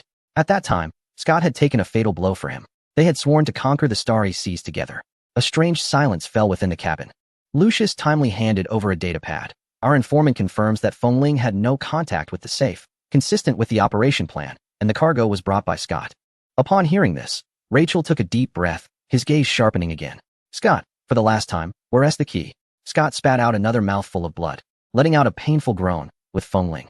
"Do you have evidence?" Rachel stood up, his bulky body unexpectedly bursting with strength as he grabbed Scott by the throat.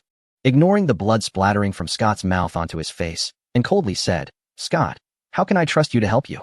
Everyone saw you enter the key vault, and you were the first one on the ship." Scott could no longer see, his eyes were gouged out, but he still faced Rachel, trying to shake his head. His mouth mumbling indistinctly, no one could understand what he was saying. "Sir, should we help him?" Lucius stepped forward. Rachel released his grip, and Scott fell to the ground, his throat twitching incessantly. "Brother, please, give me a quick end. Inject him with a nerve paralyzer." Rachel's voice was eerily calm. Then he executed a public hanging gesture. Two execution pirates dragged Scott out, leaving only Lucius and Rachel in the cabin, along with two trembling, fair-skinned, beautiful maidens. "No one knows Scott better than I do. He won't betray me." Rachel thoughtfully stroked his chin, but then he pondered, "But it doesn't make sense for him to die without handing it over. Does he know the value of the key? That's impossible. The plan has more than one step. The informant has never betrayed me."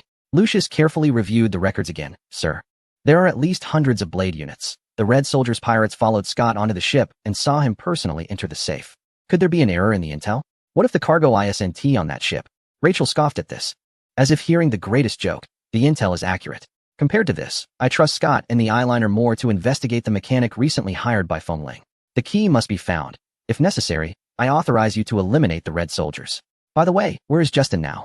"He is overseeing the smuggling route No. 7 under Madame Sarah. Lucius said to have him bring people back to consolidate the remnants of the blade and station them here with the Red Soldiers to deal with these two and replace them with new ones." "Understood." Chapter 9, Slave Trade Red Devil Collection Station Base Cargo Area. Slave Inventory Zone. A light buzzing sound emerged as Greenleaf, accompanied by Lu Ling, drove a hover vehicle through the warehouse. The hem of her medical uniform floated gently in the microgravity environment, revealing her delicate ankles wrapped in white stockings. Lu Ling sat in the passenger seat, looking around. Everything he encountered felt so novel to him. "What, doesn't the Earth Federation have slaves?" Greenleaf noticed his naive expression and guessed immediately. "Relax, you are the chief mechanic of the Red Soldiers. There are not more than a handful of people here who can move you. It's not a safety issue." Lu Ling shook his head. "What I mean is that the Earth Federation doesn't have slaves, but there are countless cattle and horses." "Cattle and horses? What is that?" A kind of free slave?" Lu Ling's words piqued the woman's curiosity, and she chattered nonstop along the way. Dozens of fully armed Red Soldier pirates patrolled the warehouse, their pistols at their waists and the Red Soldier insignia on their shoulder armor gleaming faintly under the lights. The air was filled with a pungent mix of sweat, rust, and excrement, making one instinctively hold their breath. This is the auxiliary material area, where there are slaves of little to no value, generally inferior people. Greenleaf paused. "In short, they can't be sold and are just a waste for the Red Devil. Members of the Red Devil can do anything with auxiliary materials without punishment." In the outermost auxiliary area, a dozen ragged slaves were being herded into a transport cabin. One emaciated man suddenly lunged at a passing pirate, only to be knocked down by a stunned baton and convulsed on the ground, foaming at the mouth. Lu Ling felt a bit uneasy at these scenes. Without the system, he would likely meet a similar fate, even if he were alive. As they moved deeper, the cage's specifications noticeably improved. These slaves wore clean and uniform slave uniforms. They were reward-level slaves, owned by the organization, all high-quality goods of N-level genes, but with low commercial value, often possessing a skill or exceptional appearance. They were generally used to reward outstanding members, with complete dominion over them. If you complete Feng Ling's tasks, she won't be stingy, in a good mood. She might reward you with 7 or 8 female slaves for leisure. After passing through 3 encrypted gates, the scene before them suddenly changed. The lighting became warm and soft, and each cage was an independent transparent chamber equipped with basic living facilities. "They are trade-level slaves, our main source of income," Greenleaf introduced. "Here, Not only had the number of patrolling pirates doubled, but there were also some automatic watchtowers, with red warning lasers crisscrossing the corridors, scanning for any suspicious targets. Greenleaf parked the vehicle in front of a circular platform, and soon a man came running over, drenched in sweat. Chief Medical Officer. The man greeted warmly, his uniform bearing a nameplate that read Slave Supervisor Hank. Give me the list. Greenleaf, without stepping down from the vehicle, lazily extended a hand through the open window. Hank immediately handed over a holographic screen. The holographic projection displayed the numbers and characteristics of tens of thousands of slaves, some already reserved, while others were available for trade. Human trafficking and slave trading were significant businesses for the Red Devils, resulting in massive quantities of goods being exchanged. Within the organization, there were even dedicated departments for selecting and categorizing slaves with a tightly knit structure. Greenleaf filtered through the available options, specifically changing the criteria to female. What kind of female slave do you prefer? A blonde beauty with blue eyes? Or a petite and charming plaything? Or how about this one? Who can tie a bow with her tongue? Lu Ling understood that to survive in this world and to soar one day, she needed to endure, integrate into the group, and dance with wolves. The key was also to have some trustworthy allies. True strength was never about being a lone wolf. It was about being a hunter who could command a pack. In the Red Devils, having one's own faction was not prohibited. Strength was respected, whether through force or intelligence. Even the former chief mechanic, Vance, had a dozen slaves and subordinates at his command. This was the naked reality of interstellar piracy. Lu Ling took the holographic projection and began to sift through the options. S412, age 22, height 173 centimeters, weight 53 kilograms, measurements 34C-29W-38H, gene rating N. Special skills in multilingual translation and advanced social etiquette, daughter of Lord Wayne from the Juanga Autonomous Territory.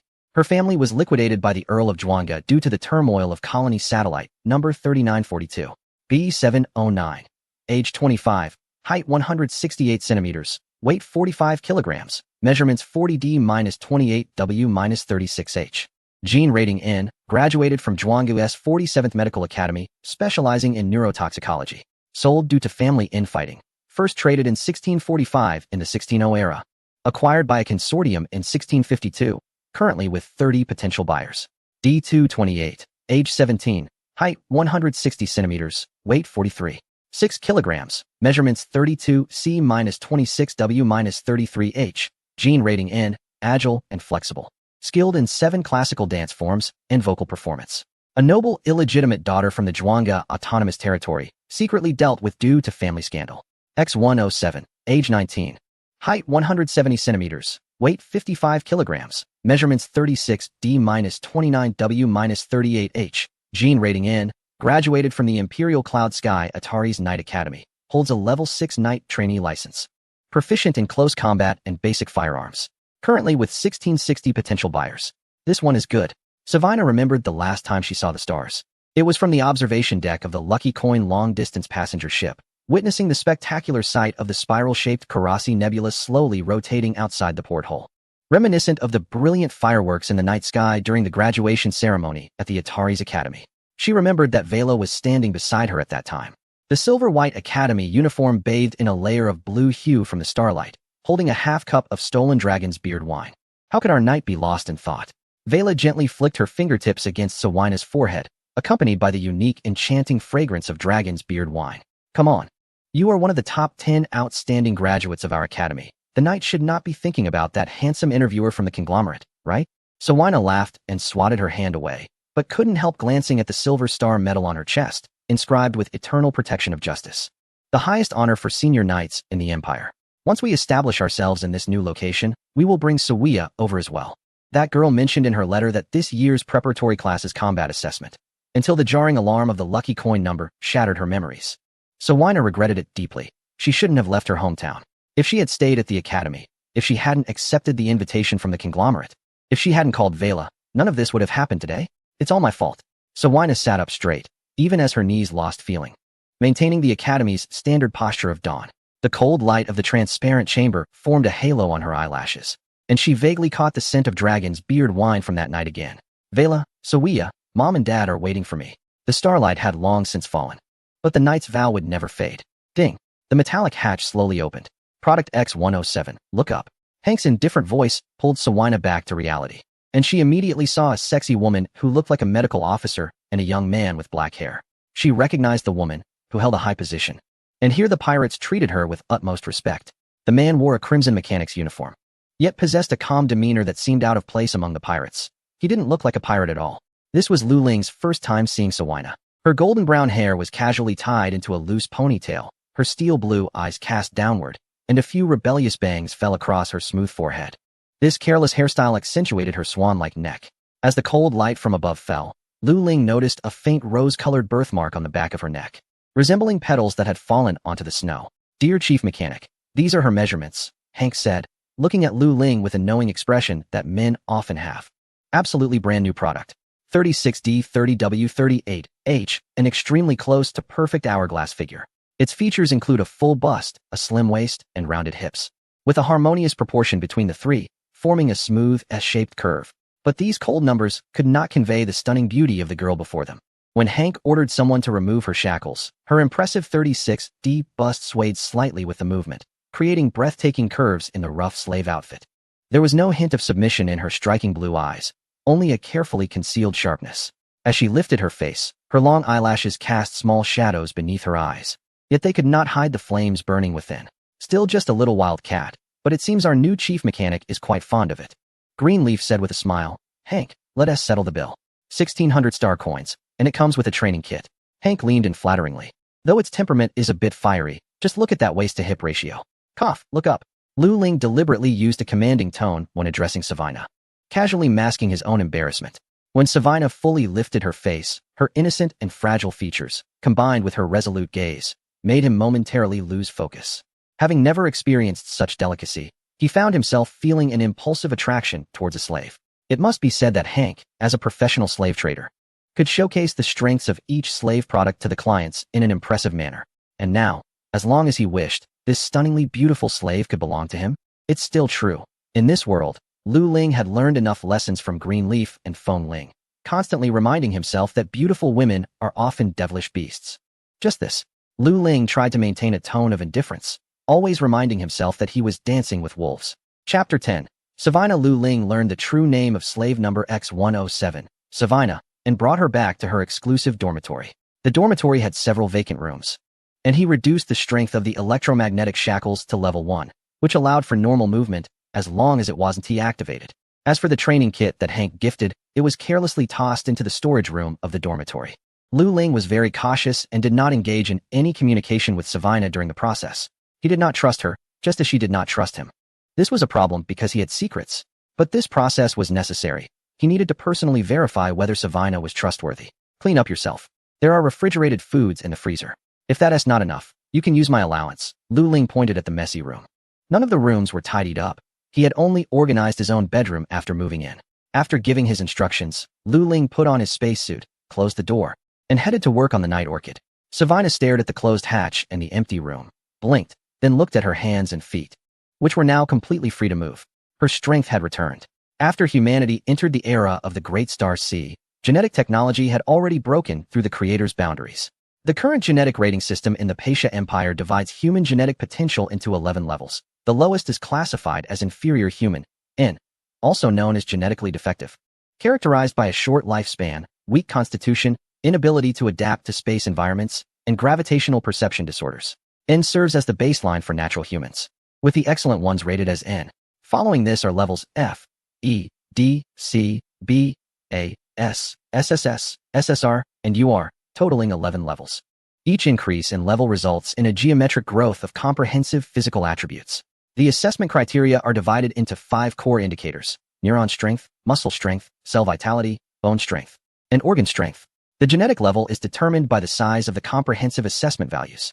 For example, to be rated F, all 5 indicators must exceed 5. For E, they must exceed 10, and so on. In the 21st century, the average individual value of primitive humans is approximately around 0.35065. Research conducted by Lu Ling on Eve gene data reveals that if the alpha gene reaches X, its performance attributes greatly exceed the S rating of the local world. As for Omega, the most basic level starts at UR. It can be confirmed that Eve gene technology is far ahead of the current Star Sea world. In the top office of the left tower, the decor is luxurious. Feng Ling leans against the floor-to-ceiling window, her wine-red hair cascading to the side, her fingertips gently caressing a glass of chilled drink. Looking through the specially designed one-way glass, she sees Rachel's main fleet slowly departing from the space anchor, the massive hull casting a grim shadow under the starlight. The office door opens, and Lien walks in. The leader Rachel has already set off, destination unknown. Before leaving, Lucius mentioned that the B area of the collection station would be taken over by a new leader of the Blade, including the slave counting area and the trade station. Who is the new leader? I don't know. Our people haven't found out. Lien falls silent. Just then, the office door slides open again. Greenleaf sways in, her white coat deliberately left open, shouting that it's hot, while stripping off her clothes, showcasing her alluring figure. However, no one is appreciating it. TSK. Who has upset Our Lady Fengling? Fengling drinks and watches, though a hint of coldness flickers in her eyes. I heard you are using my name to deceive others again. Don't worry. I'm helping you gather information about the new chief mechanic. So, what information cost me 1,600 star coins? Fengling leaves the floor-to-ceiling window and lounges on the sofa opposite Greenleaf, her long legs crossed, glistening enticingly. He is genuinely an inferior person. Is that it? That's it. Greenleaf pours herself a glass of wine, her fullness gently swaying with the movement. I'll take a shower here before heading back to Lien.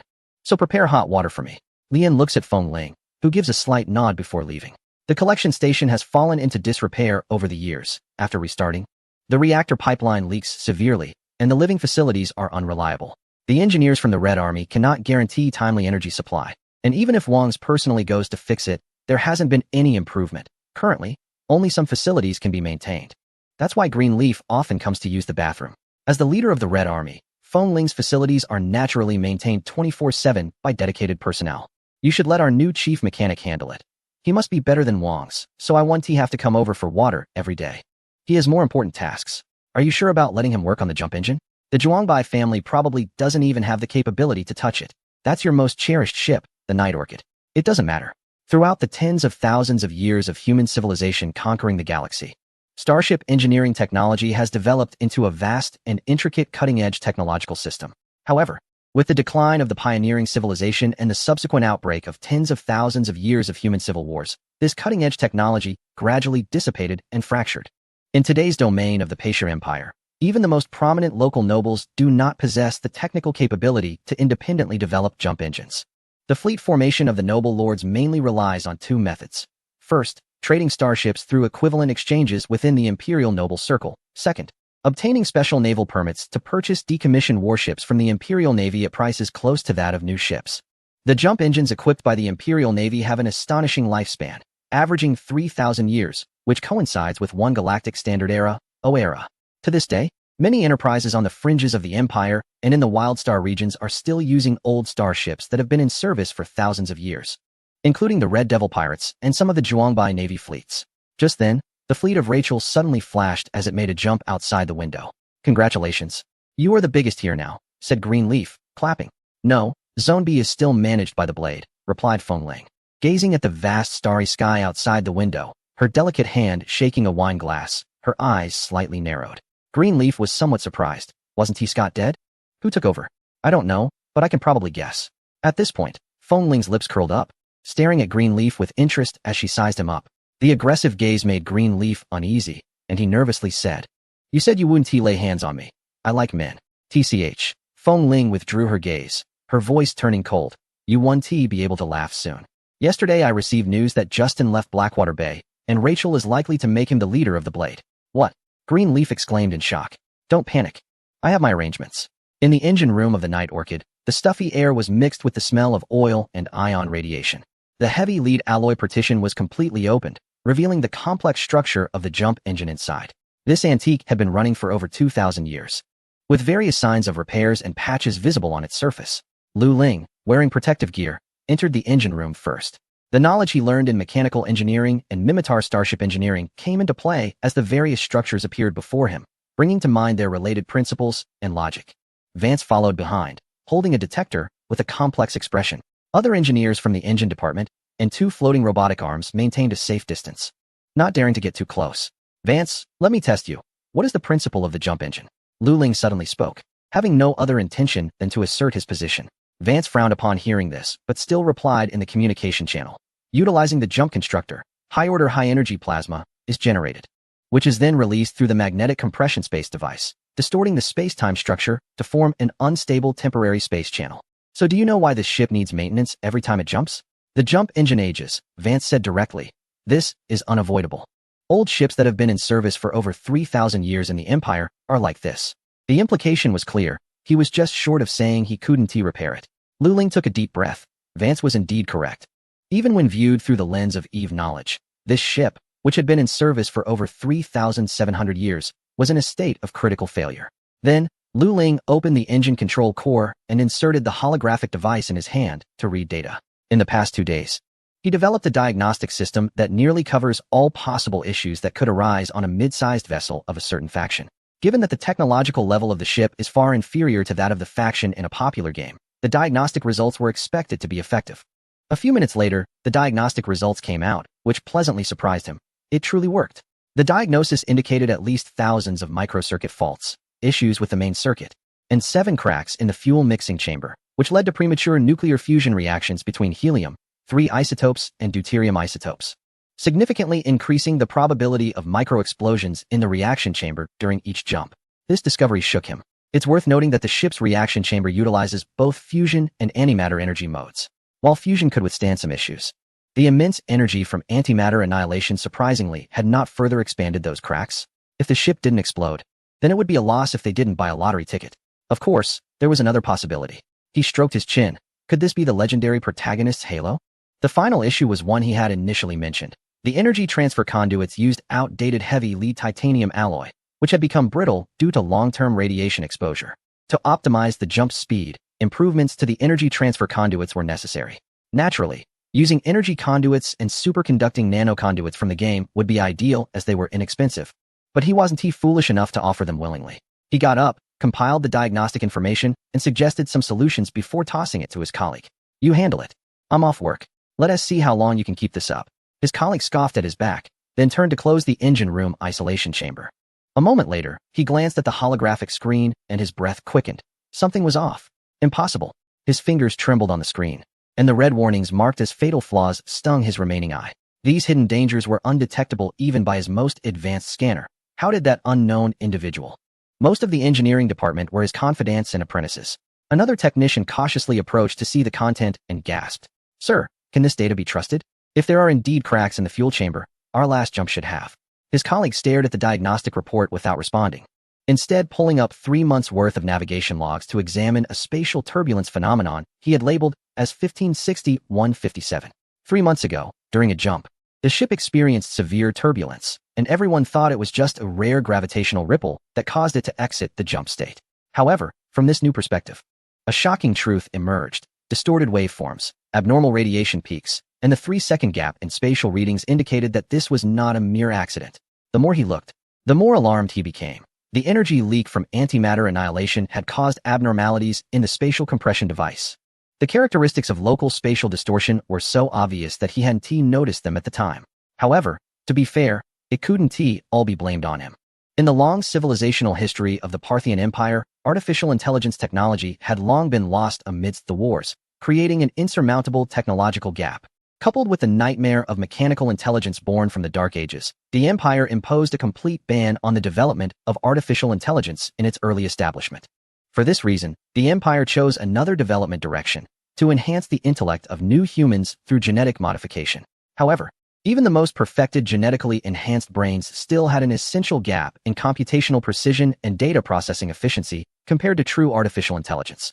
This gap was not merely a difference in magnitude, but a difference in dimension, much like how two-dimensional beings can never fully comprehend the three-dimensional world.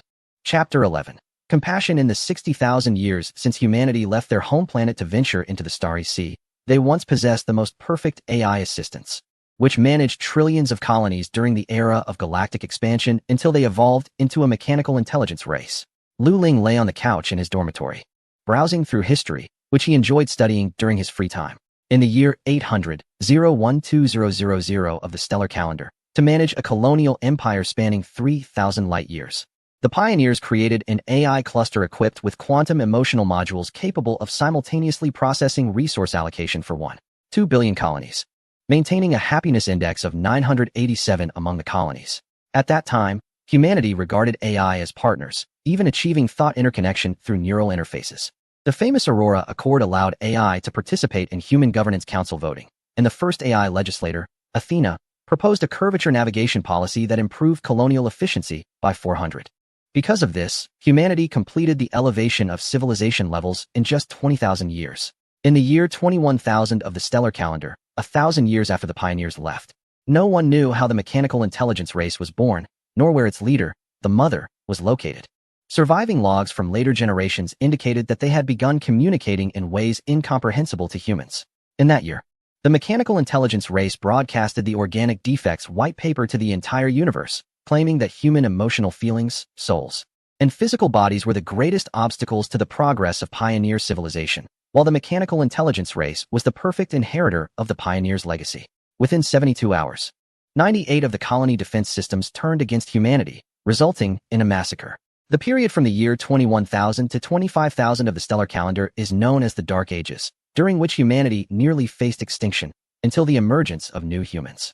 In this world, the mechanical intelligence race actually existed. Lu Ling felt a sense of nostalgia. He remembered that Eve also had very strong artificial intelligence, although it did not perform exceptionally well in the game. Buzz. The sound of the hatch sliding open broke the silence of the room. Zavina walked in with a vigorous stride, her taut combat suit outlining her powerful physique. Lu Ling glanced at her wild beauty, suppressing the stirrings in his heart, and continued to recline in his seat, browsing the information on the screen. During this time, their relationship had indeed eased quite a bit. Although he possessed a slave controller, he always felt there was no need to use it. He understood Zavina's thoughts, considering the recent movements in Area B for his own safety. Lu Ling finally spoke up. Try to avoid going to Area B lately. Don't stir up trouble. You are now under my command, and I cannot distance myself from any trouble that arises.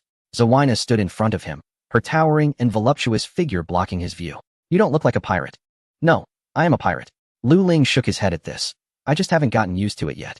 He noticed that Zawina seemed hesitant to speak. Just as she turned to leave, Lu Ling, considering her temperament, emphasized again, I know what you want to do. Don't waste your efforts. I will find a way for your friend.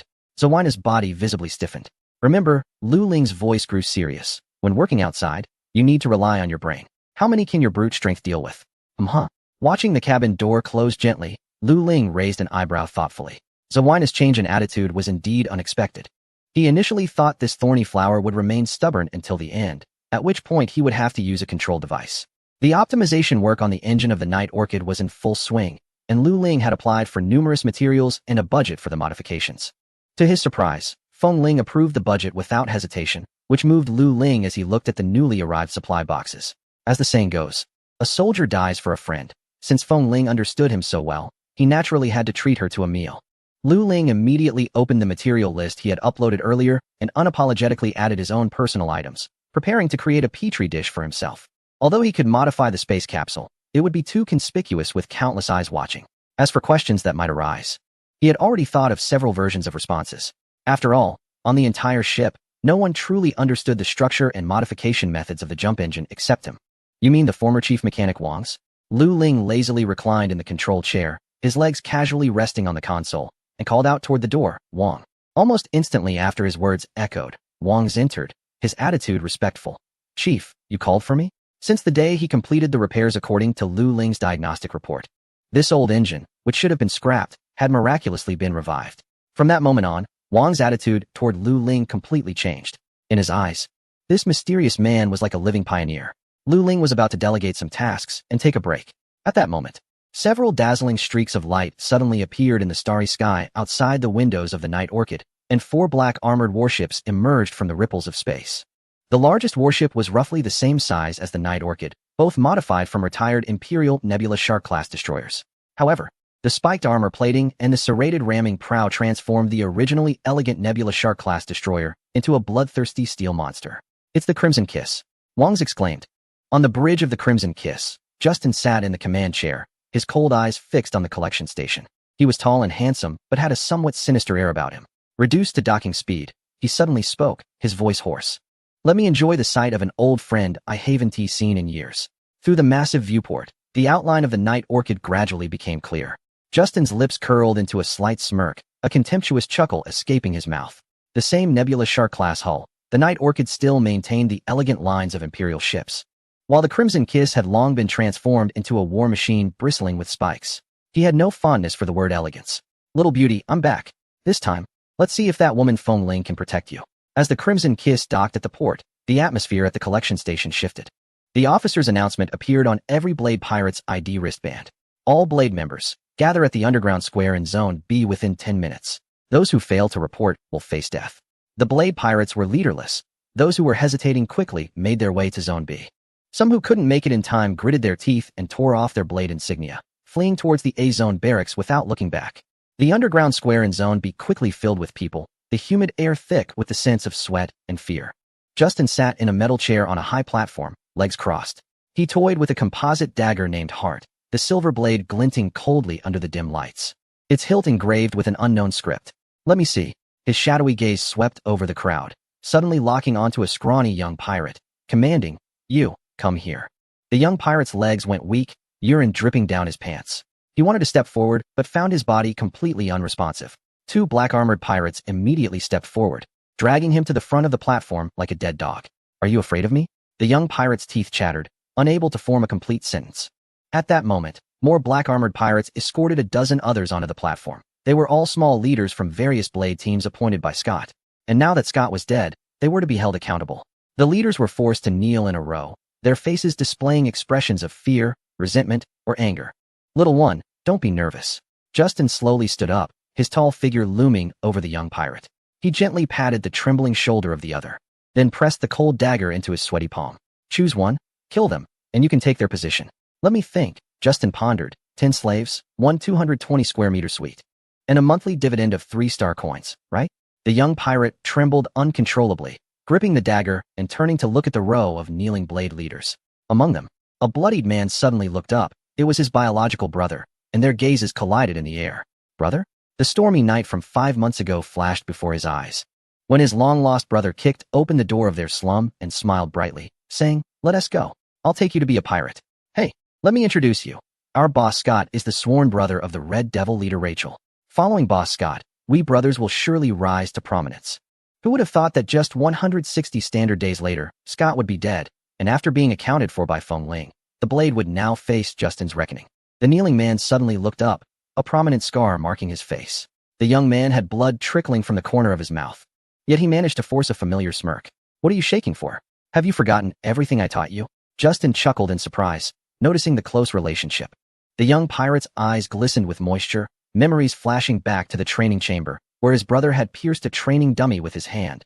"Don't show mercy in space, or you'll be the first to die." It seemed our new captain still needed some encouragement. Justin snapped his fingers, and 2 armored guards immediately aimed their laser guns at his brother's temple. "You have 3 seconds. Brother," the young pirate suddenly shouted, his gaze locking onto another leader of the Blades, the one who often bullied him. "That's right. Just pick one at random." With this thought, the young pirate's pupils constricted. He lunged at the leader on the right, the one who always shortchanged him on supplies. Before the guy could react, his dagger had already pierced through the throat. As warm blood splattered on his face, he heard his brother's relieved gasp. Chapter 12. "Star chart I hereby announce," Justin said, wrapping an arm around the young pirate's shoulder and wiping the bloody dagger on it. "This is our new assault team leader of the Blades. I personally awarded him this position." He took the young pirate and, with arms wide open, looked down at the sea of pirates below, shouting, "Wealth and glory are at stake. Who else wants to step up?" This act quickly ignited the Blades pirates, and someone started shouting Justin's name. A thunderous cheer erupting from the crowd, sweeping through like a tsunami. "Justin! Justin! Justin!" A row of Blades leaders was pushed onto the outer edge of the high platform, followed by another row of defectors trying to escape to the Red soldiers. "Who wants to be the next team leader?" Limited spots. Justin grinned wickedly. That night, the searchlights of the B District Tower turned blood red. Justin stood by the floor-to-ceiling window, admiring the 12 corpses hanging in the square. Those were the spies Feng Ling had planted. Suddenly, he raised his glass in a toast to the faint silhouette he imagined at the top of the A District Tower. The glass and window lightly clinked, creating a sharp sound that echoed painfully in the silent room. "Didn't he expect me to be back, did you?" 10 years ago, Justin and Feng Ling had failed to compete for the leader of the Red Soldiers and were expelled. Forced to do the dirty work no one else wanted under the responsibility of Lady Sarah's consortium. He never expected to make a comeback so soon.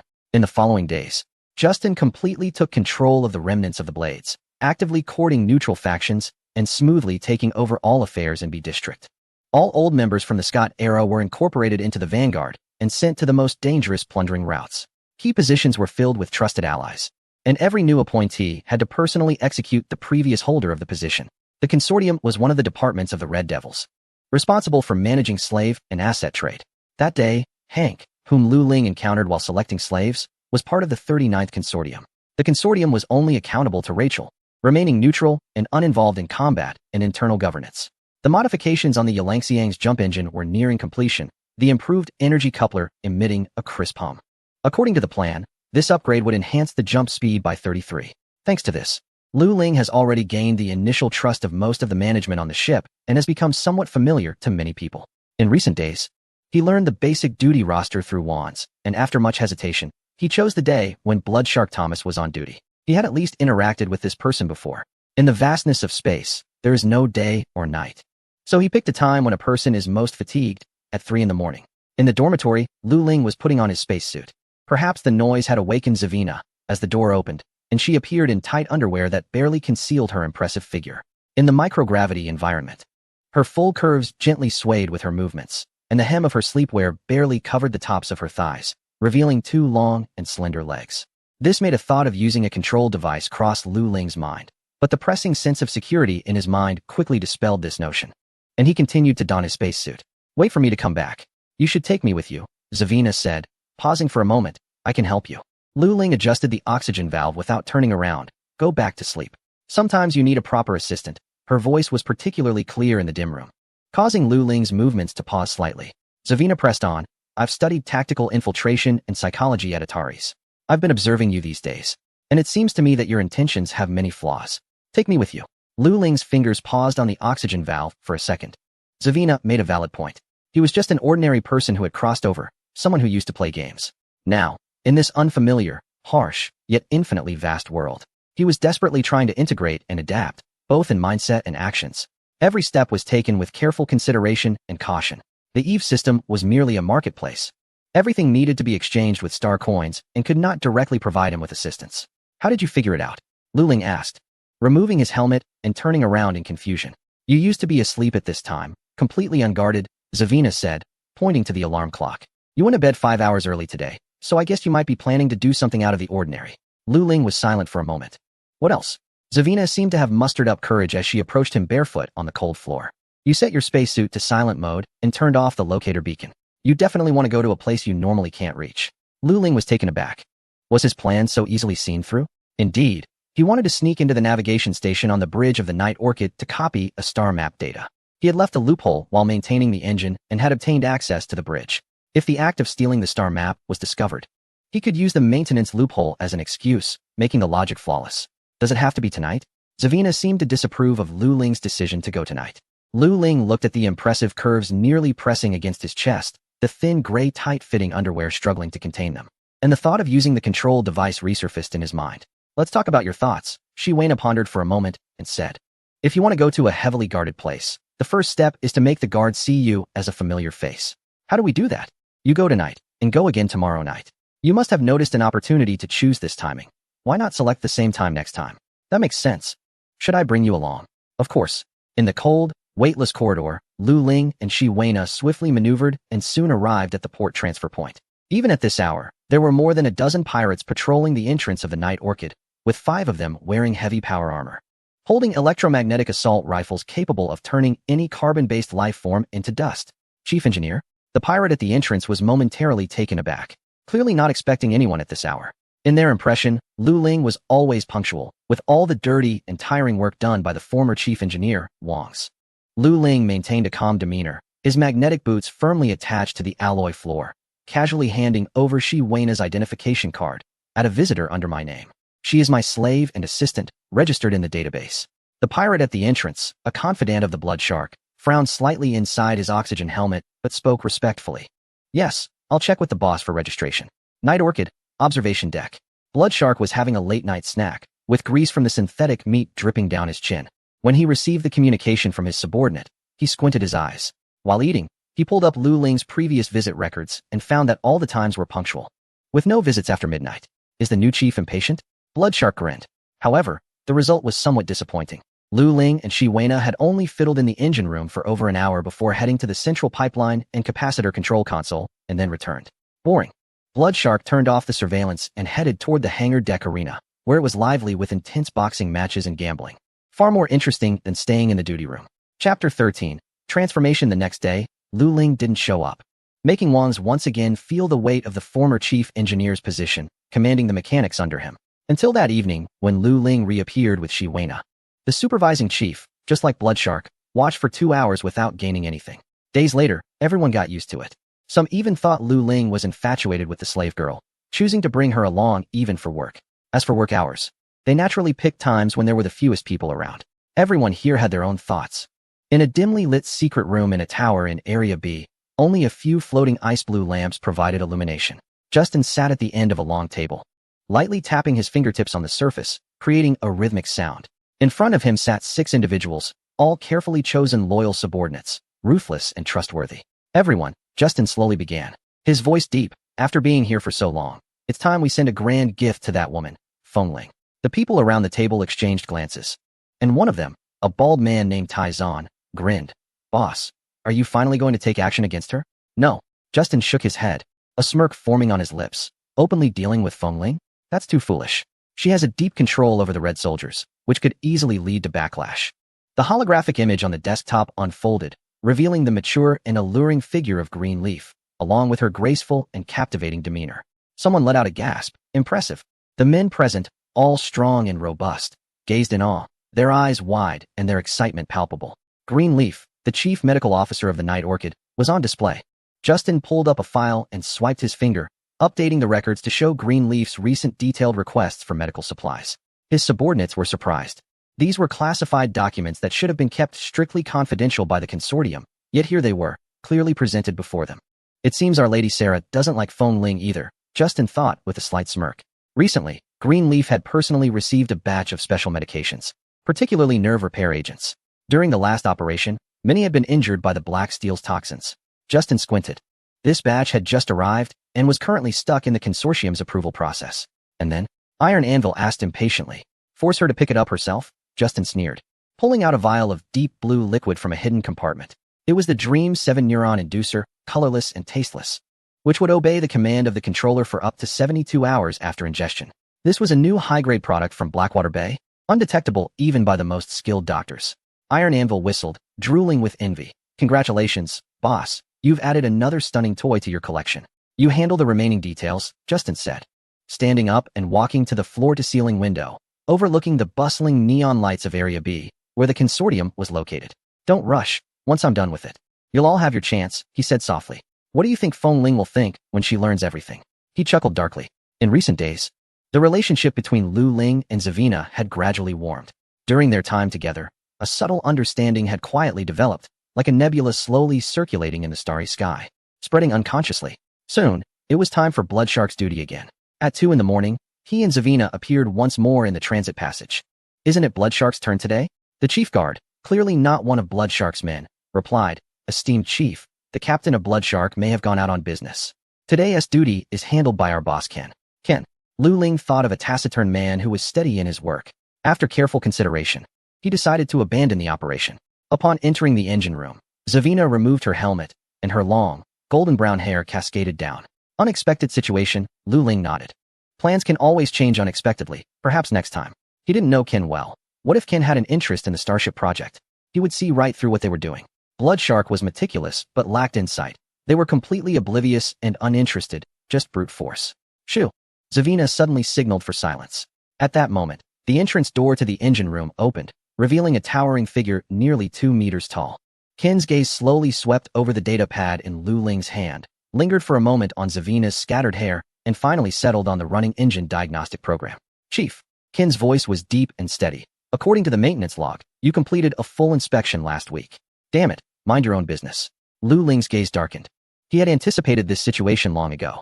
He pretended to be surprised and raised an eyebrow, replying, "Captain Ken, when does this old relic not need maintenance? Don't you know that the inner walls of the helium-3 fusion reactor have already developed nanoscale stress cracks?" Before Ken could respond, his tone suddenly turned cold. "Once these microcracks exceed the critical threshold, the magnetic confinement system will completely collapse, triggering a chain reaction that could blow the entire ship to smithereens." For the first time, Lu Ling fixed his sharp gaze on Ken's face, trying to catch a hint of weakness beneath that stern facade. However, Ken's expression revealed not even the slightest muscle twitch. He decisively chose to escalate the situation, keeping his voice steady. "Moreover, as the chief engineer of the Night Orchid. Shouldn't I have the authority to decide when maintenance is carried out and the procedures for it? Are you questioning me? Qin silently stared at Lu Ling for a few seconds before glancing at the maintenance panel. Finally, he gave a slight nod. It is my duty. I hope the chief can understand. The footsteps gradually faded in the metallic corridor, and the heavy closing sound of the engine room's automatic door echoed. Lu Ling let out a sigh of relief, his eyes flickering. It seemed he had misunderstood all along. In the pirate hierarchy, it was a survival of the fittest, and he couldn't always undermine his own position. As the chief engineer and chief of the Night Orchid's engine room, his status was on par with that of the deputy and the chief medical officer. If it were Lien, that cold beauty, she probably wouldn't even lift an eyelid and would just toss out to get lost. That's right. Why bother with these underlings? Bring the equipment. Where to? The bridge. Lu Ling stood tall, envisioning Lien's frosty beauty. After a moment of contemplation, he tried to mimic her usual tone, attempting to sound indifferent. We'll go take it openly. Zywina was momentarily taken aback, watching his departing figure before suddenly breaking into a smile. But she quickly composed herself, picked up the equipment, and followed him. 15 minutes later, at the bridge. Halt. 2 guards stood with their rifles, blocking the way. The bridge is closed. No entry without permission. Lu Ling clasped his hands behind his back. Ignoring the two, open your eyes and see who I am. The guards exchanged glances. One of them feigned realization. Oh, the chief engineer. Do I need permission too? This posed a dilemma for the guards, as Ken had given orders. Ken. Lu Ling sneered, suddenly raising his voice. Let him explain to me why he is obstructing my engine maintenance. The guards were taken aback, their faces blank, unable to utter a word. Humph. Seizing the moment of their distraction, he activated the bridge's access control system with his authority. As the airlock opened with a hiss, Lu Ling stepped boldly into the bridge. As the airlock door closed behind him, the bridge's lighting system automatically activated. A pale, cold light seeped from the edges of the dome, casting a moonlight-like glow over the entire command center, filling the air with a faint scent of white musk. This was Lu Ling's first time in such a place. As a fan of interstellar battleships before his journey, the sight before him made his heart race. The entire bridge features a perfect hemispherical structure, with a diameter of about 30 meters. The most striking element is the 120-degree curved observation window at the front, providing an unobstructed view of the vast starry sky. In the center hovers a holographic sand table, but at this moment, it appears empty, just like the vacant bridge, with only the faint hum of machinery echoing softly. Behind the holographic sand table, the captain's seat stands silently on the command platform, distinctly different from the cold, hard style one might expect. The leather-wrapped backrest of the chair showcases an elegant curve, and the armrests are embedded with control panels that have a porcelain texture, resembling a large sofa. At this moment, it is slightly reclined at a 30-degree angle in standby mode. As soon as someone sits down, the bridge of the Night Orchid will activate. One day, I too will sit in this position. Note, this refers to the captain's position, not the chair itself. Chapter 14. Star chart acquired a few meters to the right of the captain's seat is the control console belonging to the captain's aide. The image of a short-haired woman with a cold demeanor flashes in his mind. Lien's sharp, knife-like eyes seem capable of piercing through all lies, causing him to tense up involuntarily. Time is of the essence. Lu Ling lowered his voice, and Zywina nodded in understanding, immediately picking up the equipment and heading towards the navigation console. The navigation console is located in front of the first officer, but it is 3 steps lower. The sound of her boots clicking on the metal steps resonates clearly in the silent bridge. The navigation console features an elegant curved design, with a surface covered in a matte white touchscreen panel. Earlier, Lu Ling had already disabled the physical terminal monitoring system of the data hub, so there was no risk of triggering an alarm now. Zywina skillfully pried open the maintenance cover at the bottom, revealing a dense array of fiber optic cable connectors inside. She then took the data connector from the storage device, and 6 slender probes automatically sought out the corresponding data ports, connecting precisely. Using the chief engineer's privileges, Lu Ling activated the navigation console and began copying the star chart. On the holographic screen, the progress bar started to advance slowly. It would take 90 seconds. Zywina focused on the progress bar, but suddenly frowned and said, "Wait, there's a second-level encryption layer." Upon hearing this, Lu Ling immediately leaned down to check, and the principles and logic of the encryption flashed in his mind. "Leave it to me." 3 seconds later, the encryption layer was dismantled, and Lu Ling conveniently cleared the visitor logs. Zywina looked at the frail man with some surprise, but did not ask further, concentrating on copying the star chart. Lu Ling sat at the navigation console, carefully observing the star chart of the Night Orchid. The 3-dimensional projection of the Zhuangbai Autonomous Region slowly unfolded above the console. It is a complex stellar system consisting of 7 planets, with thousands of trade routes marked on the star chart, most of which did not interest Lu Ling. The most eye-catching was the Keisai Deep Space Acceleration Route, shimmering with a bluish light. Keisai Deep Space Acceleration Route. Lu Ling pondered. This route, glowing with a bluish hue, extended from the Lagrange point L2 of planet Zhuangbai 5, resembling a meticulously woven silver thread, pointing straight towards the Keisai province of the Empire, 276 light-years away. Lu Ling had heard of it. It was the administrative capital of the 63rd star zone in the Parthian Empire, a place that was extremely developed and prosperous. The deep space acceleration orbit could not only stabilize the safety factor of the jump channel, but also significantly increase the jump speed. This world has no stargates? He muttered instinctively. Zawena raised her head at his words. Only the capital provinces of each constellation and some special autonomous regions in the Empire have stargates. Karasi definitely has a stargate. Lu Ling then switched to the Karasi star map.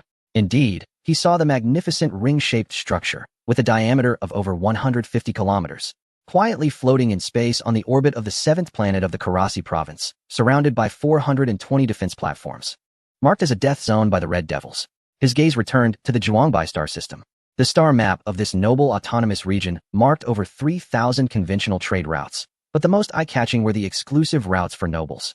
Each exclusive route had multiple locations marked in red, indicating the patrol routes of the Zhuangbai Navy. The Red Devils would avoid these red routes during their operations. The Parthian Empire was a typical monarch-slave society structure, where imperial power was paramount, followed by the nobility, who enjoyed the privileges and glory brought by supporting the imperial authority. In this strict hierarchy, pirates were merely wild dogs in the nobles' game, insignificant. The star map showed that the empire's territory was extremely vast, controlling a large sovereign area spanning from the 44th to the 68th star zones, totaling 24 star zones. Each star zone was interconnected by 7 to 8 constellations, with over thousands of colonized star systems. The Earl of Zhuangbai was just one among them, yet even so, he held the power of life and death over billions of people, ruling supreme in the Zhuangbai star system. All right, Zawena put away the data box. Until Lu Ling took her away from the bridge, no one came to disturb them, and the guards at the door respectfully saluted as the two left. Lu Ling appeared calm on the surface, but inside he had already begun to plan his next move. This star map data would open the door to freedom for him. At the top of Tower A, Feng Ling leaned barefoot against the floor-to-ceiling window on a soft leather sofa, her round, delicate toes glimmering like pearls under the light. Her elongated, captivating eyes were fixed on the neon lights of Zone B, gently swirling a glass of wine in her hand. This was her favorite wine, from an autonomous region in the Kashi constellation known for producing fine wines. Suddenly, the communicator at her feet buzzed, and Lian's voice came through. "Leader, everything is arranged. Don't let me down." "Yes. Good morning.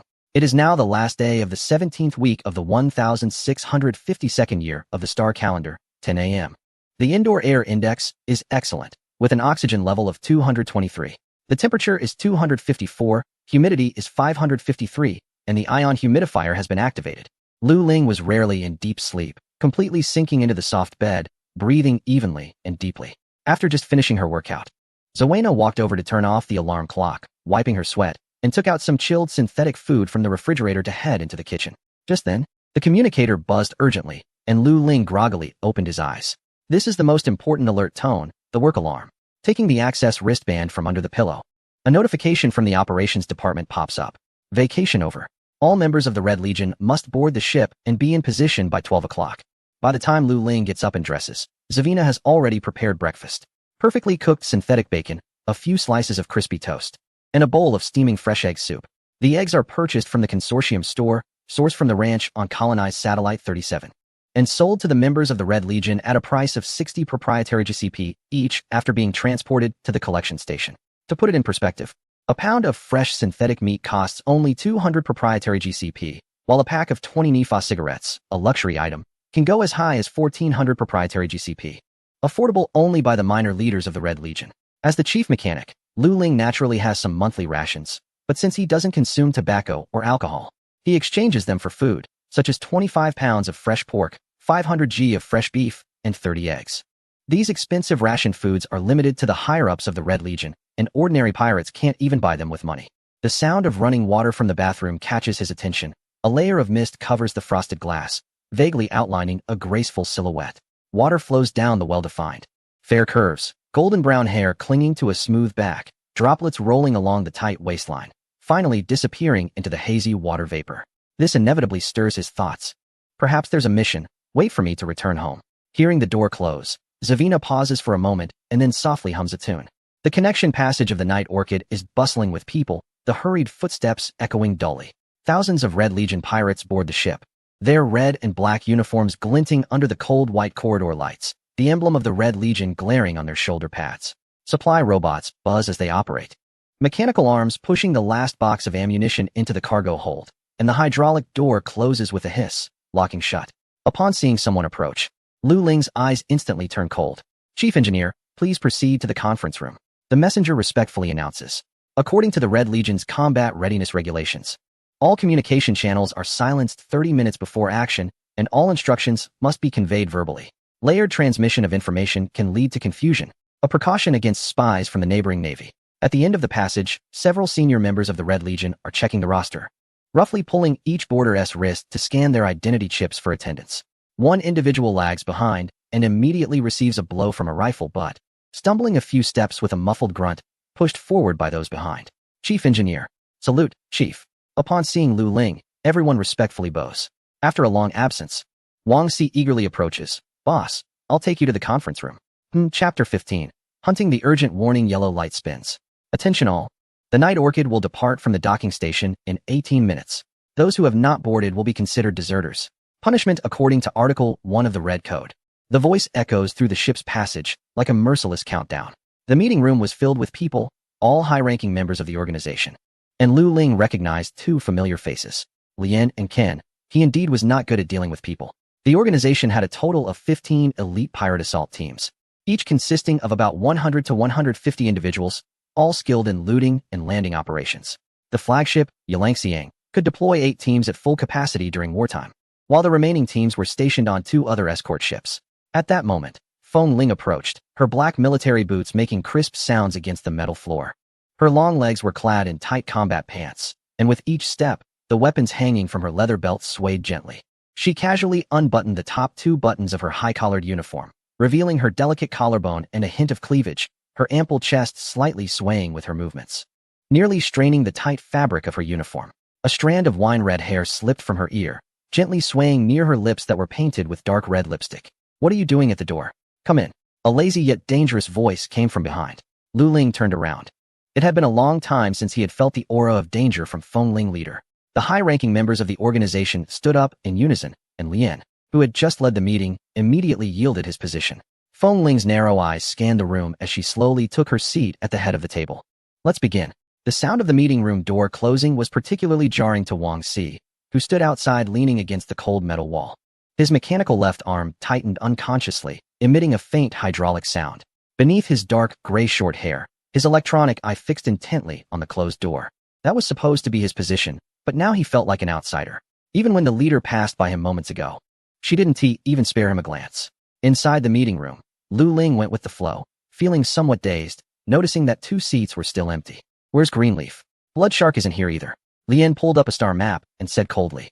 "Bloodshark has successfully infiltrated the target merchant ship and is expected to arrive at the designated route in 16 hours. A route appeared in the holographic image, with the outline of a merchant ship highlighted, followed by a photo taken at the port, showing the hull marked with the number 7746. "The cargo is on this ship." Lien's finger traced the star map, marking a crimson dot at the location of the merchant ship's cargo hold. Intelligence confirms it contains the ML-60 prototype, a model being secretly experimented on by Karasi Heavy Industries in Zhuangbai. Gasps of surprise echoed in the room, and Lu Ling noticed the eyes of several captains instantly igniting with fervor. Iron Rider, a shorthand for an advanced humanoid combat weapon. He had heard of it, but had never seen one, as it was an extremely cutting-edge precision technology that the organization had not yet developed the capability to produce. Even second-hand ones were heavily restricted in circulation.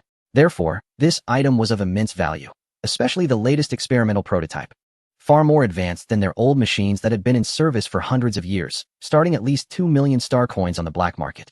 Feng Ling nodded slightly, her gaze sweeping across the room. "This operation will also involve the blade." The atmosphere in the conference room was slightly tense. Since Justin took charge, the friction between the 2 factions had not ceased, though it seemed that he had close ties with the consortium, prompting the Red soldiers to remain restrained.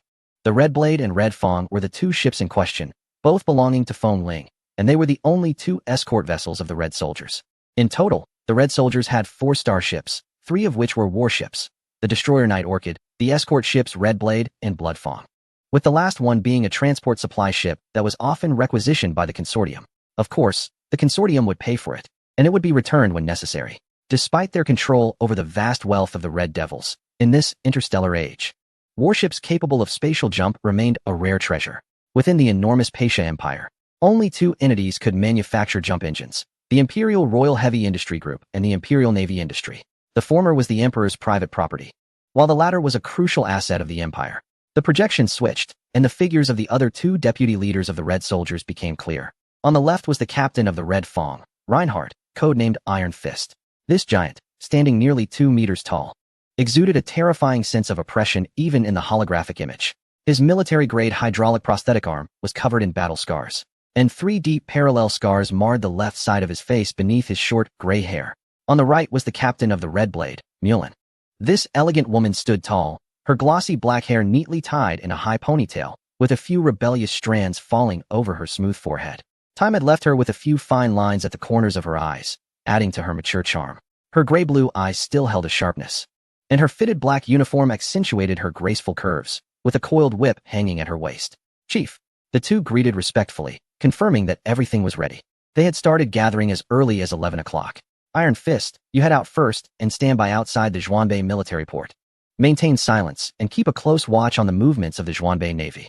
"Understood," Reinhardt replied without any unnecessary words, immediately shutting off the communication.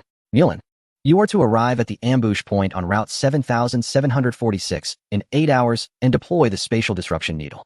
"As you wish," Mulin blinked and closed the communication. Feng Ling then issued operational orders to everyone in the conference room.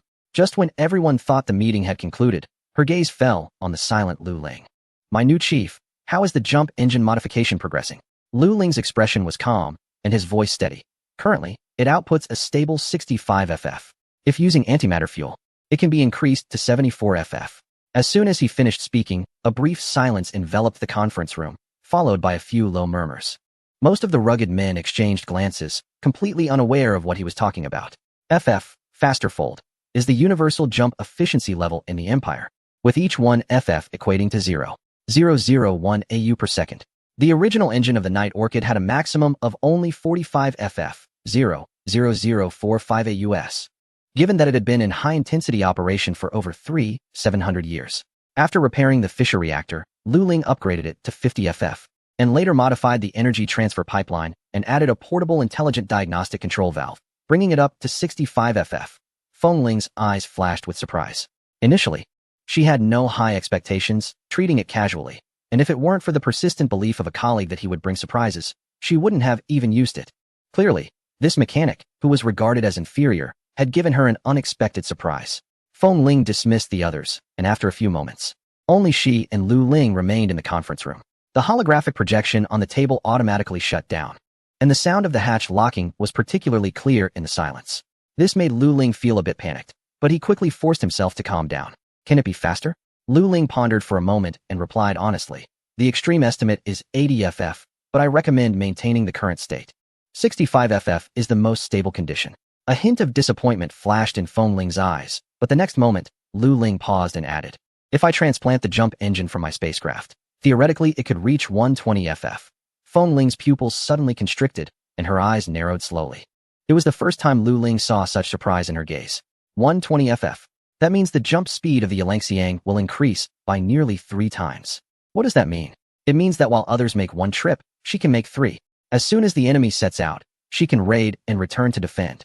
No pirates in the entire star region, no, not even the entire constellation or most Imperial warships will have the chance to catch up to the Yangtze. You know what happens to those who deceive me, right?" Feng Ling's voice suddenly turned icy. Lu Ling's expression remained unchanged. Bringing up this topic was a decision he had pondered deeply. The spacecraft was already a burden to him, and in this world, the weak are preyed upon by the strong, with slavery and aristocratic hegemony rampant. What good would escaping do? If the family of a certain noble set their sights on him, their methods would likely be even more ruthless. The Eve system was merely a marketplace. Without ISK, he would be stuck.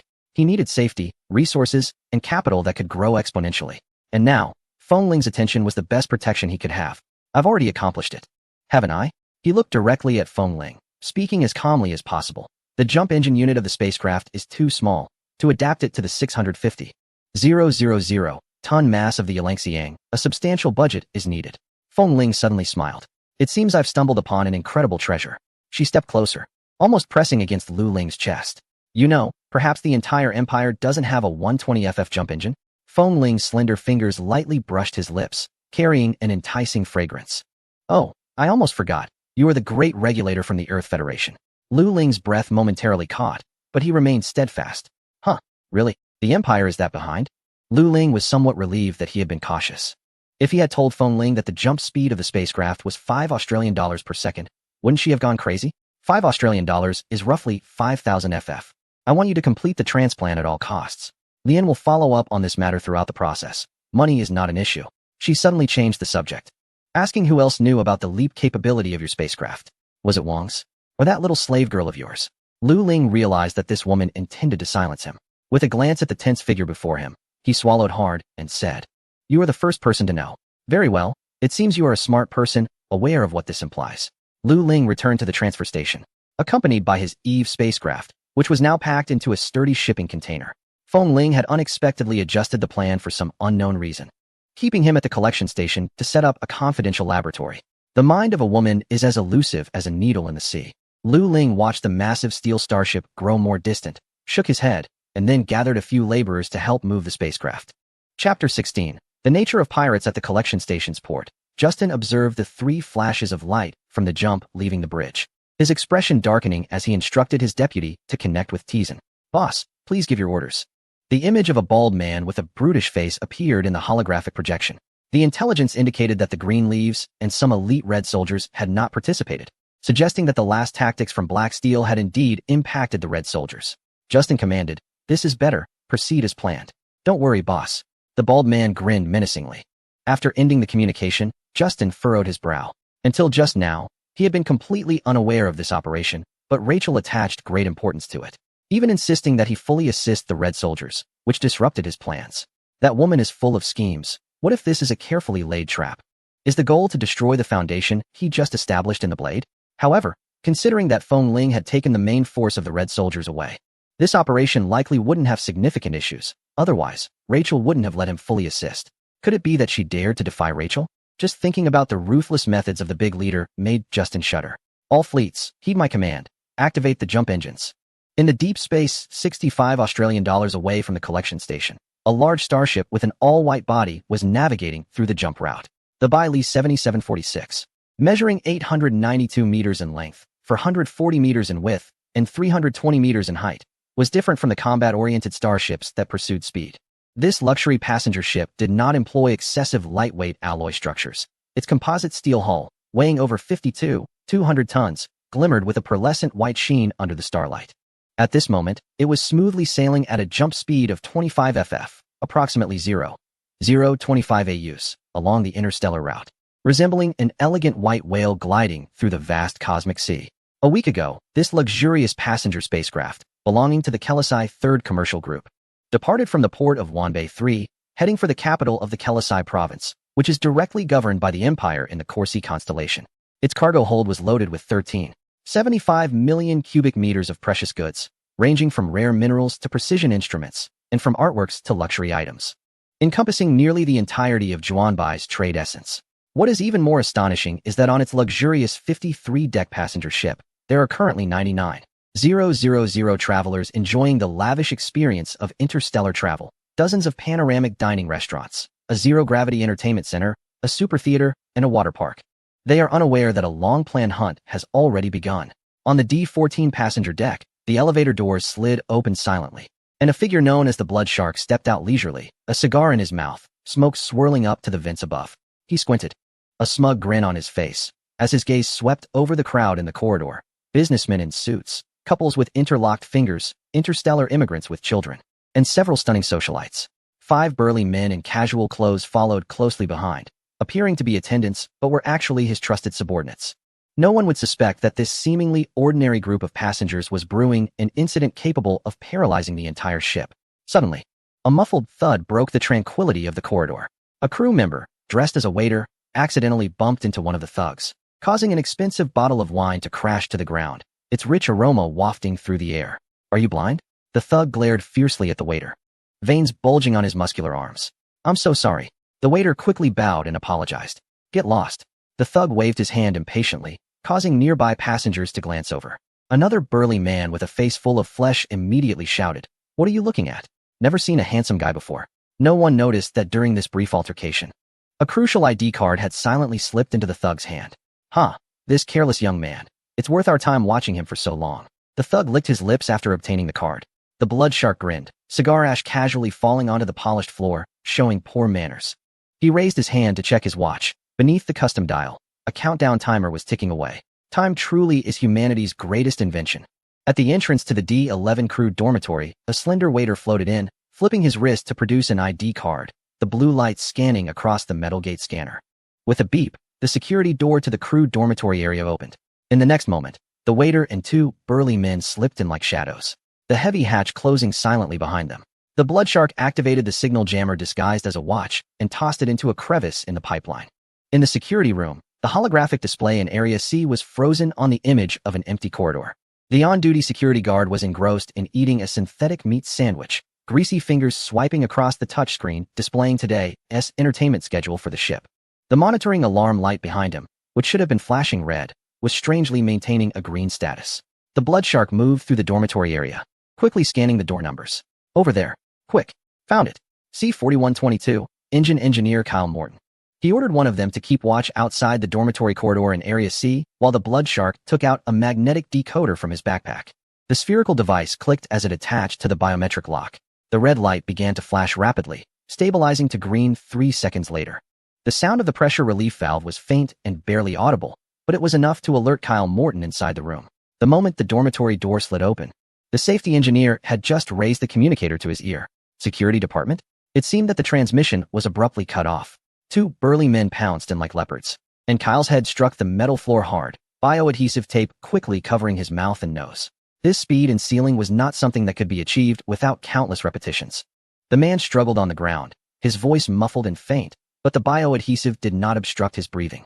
One of the assailants pulled out a handgun and pressed it against Kyle's temple, while the other retrieved a neuro-debilitating agent from his pocket. "Look what we have here." Kyle's pupils constricted sharply. He recognized this substance as a Level 1 prohibited item on the Imperial Moral Committee's control list. He never expected to be associated with it one day. This ship hadn't encountered pirates in 3 years, and the alarm drills were merely for show, a facade for the higher-ups. The man felt the weight of a knee pressing down and ceased his resistance. At the moment he was most relaxed, the assailant swiftly raised his hand, and the needle pierced his carotid artery, causing the engineer's body to stiffen instantly. "Good. Now tell me the passcode and access key for the engine room," the assailant said as he slowly retracted the syringe and handed over a datapad. The man's pupils fluctuated as he struggled to focus, blood vessels appearing in the whites of his eyes. This advanced neuroinjection was something even N-level genes could hardly resist. It could instantly shatter one's will, turning the recipient into a puppet for a period of time. Kyle mechanically typed a series of obscure strings on the holographic pad. As the four left the dormitory area, two henchmen disguised as maintenance workers arrived at the water park's pool. According to the ship's blueprints, beneath this pool was a set of intelligent monitoring hubs, including those for sending security information and locating customs fleets. These had to be destroyed first, otherwise, the looting time would be significantly reduced. No pirate liked to waste time. Amidst the puzzled and startled shouts of countless bikini-clad women, the two jumped into the deep end of the pool with a box in hand. "Call security," someone shouted. At that moment, the henchman underwater had already pried open the metal plate with a waterproof drill. The water did not overflow, as there was still a layer of anti-gravity barrier netting, an excellent sealing device. However, the anti-gravity barrier could not prevent objects exceeding speed limits. One henchman pulled out several EMP grenades, activated the acceleration device, and threw them down. Boom. Crystal clear splashes erupted under the artificial sunlight as the two maintenance workers leaped out of the pool, the screams of surrounding tourists rising and falling. The bikini-clad women scrambled out of the pool, some of their straps coming undone. Champagne glasses toppled onto the non-slip tiles, golden liquid mixing with scattered fruits, all trampled into a mess by the crowd. The security personnel who had just arrived were taken aback, and then the deck shook slightly. A dull tearing sound and vibrations came from the rapidly drying pool bottom. The two fleeing maintenance workers exchanged glances, one of them leeringly grinning as he pulled out a remote control. If a certain individual were present, they would definitely recognize this as the very device used by the plump and slender pirate who had been guarding him at that time. Buzz. High-frequency oscillations swept through the entire pool area, causing all electronic devices to spark simultaneously. Some wealthy individuals with neural implants experienced excruciating pain, and several people wearing augmented reality glasses collapsed and vomited. Boom. A brilliant blue halo exploded in the pool, instantly disabling the anti-gravity net. The liberated water surged violently, carrying metal debris into the intelligent monitoring hub. Everything descended into chaos. Chapter 17. A Great Show Ship 7746, Bridge. Captain Vista sat in the captain's chair, his fingers gliding gently over the holographic star map. In 2 hours, they would reach the acceleration orbit of the deep space area. Yet for some reason, he felt an uneasy premonition, a sixth sense honed over 67 years of service as a captain. He promptly made a call. Chief Engineer, how is the engine status? His voice was deep, carrying an undeniable sense of urgency. The jump engine is operating normally, fluctuating between 24-26 ff, and the cooling system temperature is stable. The chief engineer's voice came through the communicator, but Vista keenly detected a hint of hesitation. What about the space stabilizer? The coefficient is fluctuating around 0.32-20326. According to the hyperspace distortion law, when the space distortion coefficient exceeds 1, it poses a risk of space resonance, affecting spatial stability. An immediate termination of the jump is required. Otherwise, it may lead to consequences such as local space folding, hyperspace storms, hull tearing, subspace rifts, subspace wormholes, and gravitational wave storms. The space stabilizer is a crucial device for reducing the coefficient, expensive, and therefore only high-value transport ships like his are equipped with it as standard. Chief Engineer, check the coolant circulation pump. Vitas, with a background as a starship engineer, squinted his eyes, feeling he had grasped a clue. It has already been checked, Captain. The system reported no errors. Just as Vitas was about to end the communication, he suddenly said, "You check it personally." Understood. Just then, the first officer rushed over. Captain, there was an explosion on the D-5796 and D-5696 decks.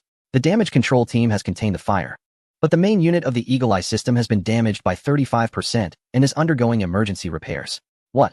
Vista immediately stood up and called up all monitoring records. The starship safety officer on the left side, after operating the controls, looked surprised.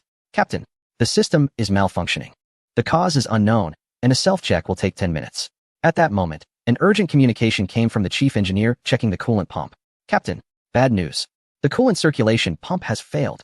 Engineer Kelmorton has closed the control valve. Someone has welded the valve shut. Damn it. Vista felt a heavy weight in his heart, and his bad premonition grew stronger. He grabbed the communicator and yelled, "Fool. Now tell me what the calculated space stability coefficient is." 089, 091, 092. It's starting to shake. It's starting to shake. It's pirates. Vista calmly analyzed the situation and concluded, all hands to condition 1. We're being targeted by pirates. All security teams to the bridge. Immediately. Meanwhile, Bloodshark took advantage of their access to enter the engine room. The four immediately drew their weapons and began attacking without hesitation, causing chaos in the engine area. All the emergency plans that had been trained for were ignored in the ensuing panic. Captain, send someone for backup. Pirates have invaded. Listening to the frantic screams of the chief engineer, Vista slowly raised his head. Through the massive observation window of the bridge, he saw the previously stable jump stream violently trembling, and the ripples of the distorted spatial passage gradually fading around the ship. It was too late. He sat down in the captain's seat. The safety officer had completed the manual system self-check, and at the moment the system restarted, urgent flashing warnings immediately sounded from the navigation console. The red data stream on the main display began to distort, and the voice of the navigation AI became intermittent. Warning. Jump coefficient approaching critical value. Warning. Engine overload. Engine overload. Cooling system offline. Automatic repair failed. Emergency repair needed. Emergency repair needed. Proceed to D11747576 crisis warning. The ship will forcibly exit the jump in 10 seconds. With a loud crash, the entire ship shook violently as it was forcibly ejected from space, and piercing screams erupted from every deck, leading to utter chaos. Everyone on the bridge clung tightly to the handrails and through the observation window. They witnessed a terrifying sight they would never forget. In deep space, 12 dark warships waited ominously. Upon closer inspection, the sharply angled armor plates of those warships were covered in dark red corrosion marks, as if stained with the blood of countless souls. Oh God! The young communications officer slumped in his seat, dropping the data pad with a thud. Warning. We have been locked on. Please contact the Naval Headquarters for assistance immediately. The fire control system popped up a glaring red warning window. Everyone's throats tightened, and beads of sweat formed on their foreheads. This livery belongs to the Crimson Devils. Abandoned collection station, B-Zone Highway. Lu Ling looked at the woman beside him with some confusion. At that moment, he was in a hovering vehicle. With Greenleaf at the driver's seat, his gaze involuntarily drawn to the turbulent storm outside, his collar buttons straining precariously. He had initially planned to clear out the refining room of the abandoned mining station to transform it into a laboratory. Times had changed. Now he had gained Feng Ling's attention and was willing to go to any lengths to transplant the jump engine from the Eve capsule, elevating his access level once again. For instance, the budget he had previously proposed required additional approval, but now it was different. He could clearly see the balance of the star coins in the Red Soldier's internal account. However, after counting, he couldn't help but curse. What? 2 million star coins? Is that supposed to be enough? He had initially planned to leverage this for greater gain, only to find that this opportunity was barely worth it. Indeed, given the consumption level of Eve, 2 million star coins would hardly make a dent. Coincidentally, he was spotted by this woman on the way, who had pulled him in for labor. Have you seen enough? Greenleaf suddenly spoke, her tone teasing. Want to take a closer look? Lu Ling calmly withdrew his gaze and changed the topic. Where are we going? To watch a good show. Lu Ling wanted to refuse. Can we skip this? Greenleaf shot him a sideways glance. Don't you want to acquire a few more business-level slaves? That made sense. Lu Ling thought of Savina at home and felt he could easily use his authority to recruit her friends and classmates as his first batch of followers. Coming from a slave background, they had to band together to survive under the brutal laws of piracy. With that in mind, Lu Ling recorded the numbers Savina had given him into the procurement list, totaling 7 people. As expected, no approval was needed for any operational expenses. The next moment, 13,000 star coins were deducted from the account of the Red Army. Seeing Lu Ling silent and focused on his wristband, Greenleaf soon caught a glimpse of his permission details and looked surprised. Is this the administrator account of the Red Army? By the way, do you have any special skills that make Feng Ling so fond of you? Lu Ling calmly closed the wristband and replied, it's just for preparing a laboratory. Greenleaf smiled without saying a word. Soon, the hover car arrived at the entrance of Area B. Upon seeing the familiar circular plaza, Lu Ling recalled his last visit, which was through a zero-gravity tunnel, where he also learned about the customs of the Red Devil pirates, such as the brutal crushing torture. This is the territory of the consortium. Be careful, Greenleaf reminded him after a moment's thought. It seemed that Feng Ling placed great importance on Lu Ling, and there must be some secret to it. She somewhat regretted bringing this inexperienced young man along. Initially, he was just meant to be a spice in her daily life. But if anything went wrong, Feng Ling wouldn't let her off easily. Is the consortium very powerful? Lu Ling had heard about the consortium, which was responsible for all financial matters within the Red Devil. The loot from various departments could be directly handed over to the consortium, which would then resell it and take half to add to the department's fund pool. Greenleaf pondered for a moment and said, it's best not to provoke them. The consortium has no conflict with us in the Red Army, managed by Madame Seraph. The hover car slowly descended at the edge of the circular plaza, and Lu Ling looked around through the window. The consortium headquarters resembled a steel fortress with dark alloy walls embedded with dark golden patterns, symbolizing the intertwining of wealth and power. Unlike his last trip to the underground slave area, this time he was entering the headquarters of the consortium's collection station. Are you sure you want to go in with me? Greenleaf seemed to have changed her mind. Lu Ling was taken aback. Isn't it a bit late to ask that now? Fair point. Before getting out of the car, Greenleaf tossed him a wristband and a pulse pistol. What do you mean by giving me this? Lu Ling sensed something was off. Did you not say we were just watching? He didn't know what the wristband was for, but he was all too aware of the other item. Why would they need this to watch a show? Pirate shootouts? Internal conflicts? Follow me. As soon as they got out of the car, 2 security personnel from the consortium in black uniforms approached them, their badges glinting with a cold metallic sheen. Lord Greenleaf, Chief Medical Officer of the Red Army? One of them asked tentatively. He didn't recognize Greenleaf, but was aware of the prior appointment with the Red Army's Naval Department. This meeting was with Hank's direct superior, Noria, at the consortium's collection station. The Greenleaf slightly nodded, and as Lu Ling was about to follow, another security personnel reached out to stop him. Who is this? Asked Lu Ling, chief mechanic of the Crimson Legion. Lu Ling, the Greenleaf introduced. Sir Lu Ling, the security personnel bowed respectfully.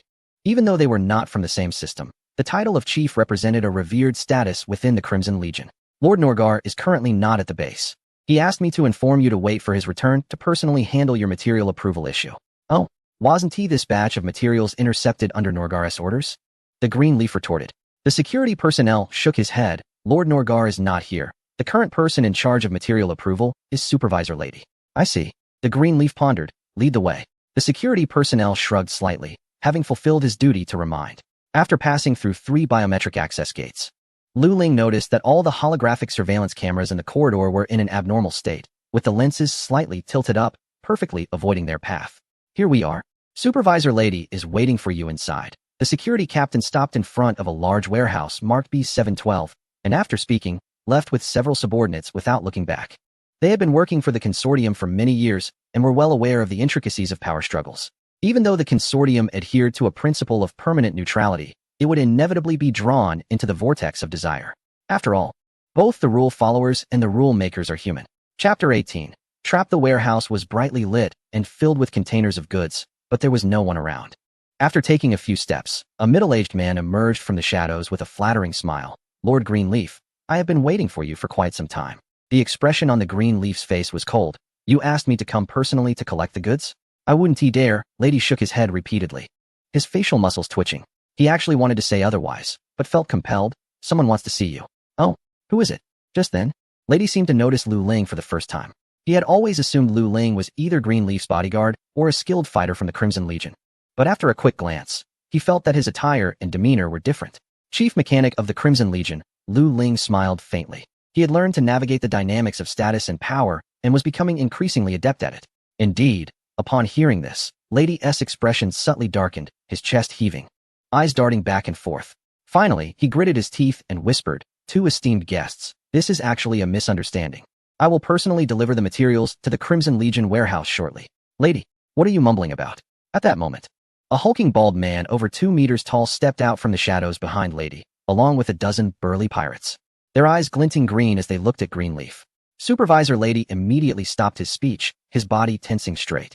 Tyzon approached, his rough hand larger than a basin, heavily slapping Lady S' shoulder, laughing mockingly. "Lady, is this how you treat your creditor?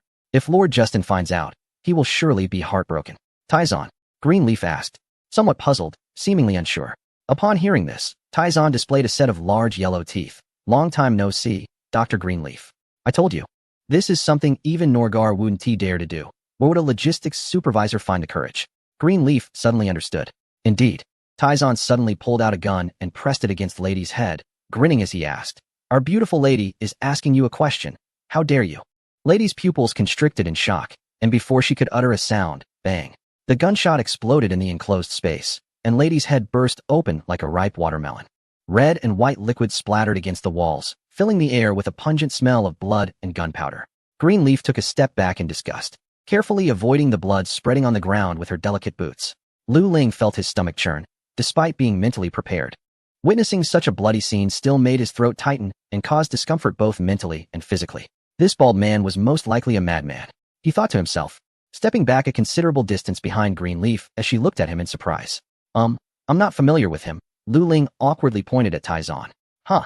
Greenleaf suddenly covered her mouth and chuckled, her eyes curving into crescent moons. "Your reaction is much cuter than those pretentious guys." Lu Ling rarely shot her a glare, accustomed to her teasing. All right. So being ugly means you're pretentious, huh?" Tyzon, unable to stand their camaraderie, abruptly turned the dark muzzle of the gun toward Lu Ling. In that instant, a chill shot up Lu Ling's spine, and every hair on his body stood on end. Bang, bang, bang. The deafening gunshots echoed in the cramped space. For the first time, Lu Ling truly felt the rush of adrenaline. His heart was nearly leaping out of his chest, and his eardrums felt like they were about to burst, everything around him transforming into slow motion. Instinctively, he rolled to the side, the bullets whizzing past his hair and leaving a series of ghastly bullet holes in the metal wall behind him. "Damn it. Come on. Keep jumping. Keep dancing." Tyzon leisurely adjusted his shooting angle like a cat playing with a mouse, each shot precisely blocking Lu Ling's escape route. Lu Ling awkwardly rolled on the ground until his back slammed against the wall, with nowhere left to retreat. Just at that critical moment, the smart wristband on his wrist suddenly vibrated at a high frequency, and a faint blue energy shield unfolded like a cicada's wings. Ding, ding, ding. Several bullets were entirely blocked by the force field. Lu Ling stared at the bullets suspended in midair, his back already soaked with sweat. At least 3 of them were aimed at his heart, with 2 more targeting his lower body. This was the first time Lu Ling felt shame and anger. If it weren't for this shield wristband, he would have been dead by now. These people were indeed reckless outlaws. The so-called chief mechanic of the Red Army was just another bloodshed for them. Tyzon, Greenleaf's voice turned cold. At the moment the nitrogen shield appeared, Tyzon frowned, put away his gun, kicked aside the headless body blocking his way, and licked the blood off his large hand. "Looks like we have a traitor among us. We've only just reorganized." Seeing that Lu Ling was unharmed, Greenleaf's heart finally relaxed. Though her eyes remained icy as she sneered, You really overestimate yourselves. I figured out this trick when I was 7 or 8 years old. You're dumber than a pig. Watch out. With a heart constantly on edge, Lu Ling saw shadows moving in the darkness and instinctively hugged Greenleaf, dodging to the side. In the next moment, a large steel net swooped down but missed its target. Greenleaf swiftly tossed out a few smoke bombs without looking back, creating a thick haze in the air. By the time the henchmen closed in, the area was already empty. Dr. Greenleaf, don't be too arrogant. There's plenty of time and many shows to come. We can take it slow, he said. In a shadowy corner of the warehouse, Greenleaf and Lu Ling were hiding. Is this what you call a good show? Lu Ling asked. Don't worry, just a small scene. I didn't expect it to be Iron John, Greenleaf reassured, fiddling with something on his wrist device. Lu Ling was puzzled and tried to catch a glimpse of the device's content, but his attention was suddenly drawn to a deep, white crevice. Wow, he exclaimed. No. What time is it? He pinched himself. Just then, a piercing metallic sound echoed from above as a row of shelves was violently toppled, exposing blinding light. Found you. Iron John's ferocious voice rang out. Hold tight. Lu Ling tightened his grip around Greenleaf's slender waist, and amidst the smoke, they vanished again. As they rolled into the ventilation duct, bullets fired by the henchmen grazed their heels and embedded themselves in the ground. You call this a small scene? Lu Ling panted. Every moment felt like a life-and-death struggle, overwhelming for someone inexperienced like him. He pulled out the electromagnetic pistol he had prepared in advance. Greenleaf looked at Lu Ling, who seemed on high alert, and seriously replied, It really is a small scene. Before he finished speaking, the side of the duct was suddenly pierced by a thermal knife. The sharp tip grazed Lu Ling's cheek, leaving a red molten mark on the metal wall. Startled, Lu Ling was about to fire when Greenleaf quickly threw out 3 medical darts from the opening, followed by a muffled grunt from outside the duct. Humph. Dr. Greenleaf, let me show you my giant mace, huh? What sound is that? Just as Iron John's words faded, there was a noise from the warehouse exit. The next moment, the door burst open, and a blinding spotlight swept across the room. 12 crimson-powered armors marched in step, their shoulder emblems glowing brightly under the lights. Eliminate them all. The leader of the powered armor commanded hoarsely, then drew a chainsaw sword from his waist. Flames erupted from his back, and with a violent thrust, he reached Iron John in an instant, severing several henchmen in half upon landing, blood splattering like ink under the red lights. Powered armor. Iron John decisively jumped onto a nearby container, pressed a button on his belt, and nanotech exoskeleton armor rapidly covered his body. In just a few seconds, the cold dark silver armor shimmered under the spotlight, and the helmet SI sensors glowed red. Hiss, is that a masked rider? No, it's an armored warrior. Lu Ling gasped, observing from a distance. What masked dragon face? Greenleaf asked, somewhat confused. Ignoring her, Lu Ling's eyes sparkled as he pointed at Iron John and asked, What is that belt? Can you get me one? Greenleaf followed his finger and smiled. Sure, I'll get you one later. Back to the main battlefield. The captain of the Crimson Troopers? The Iron Warrior activated the weapon module, and 2 power axes slowly took shape, their blazing edges filling with intensity. I haven't seen you before, newcomer.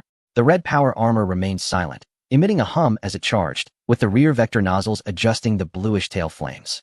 He slowly raised the chainsaw sword, its teeth spinning at 300 revolutions per minute, sparks from the metal friction splattering onto the pool of blood. Not going to respond. I'm here to teach you a lesson today. The container collapsed with a thunderous crash under the Iron Warrior's stomp.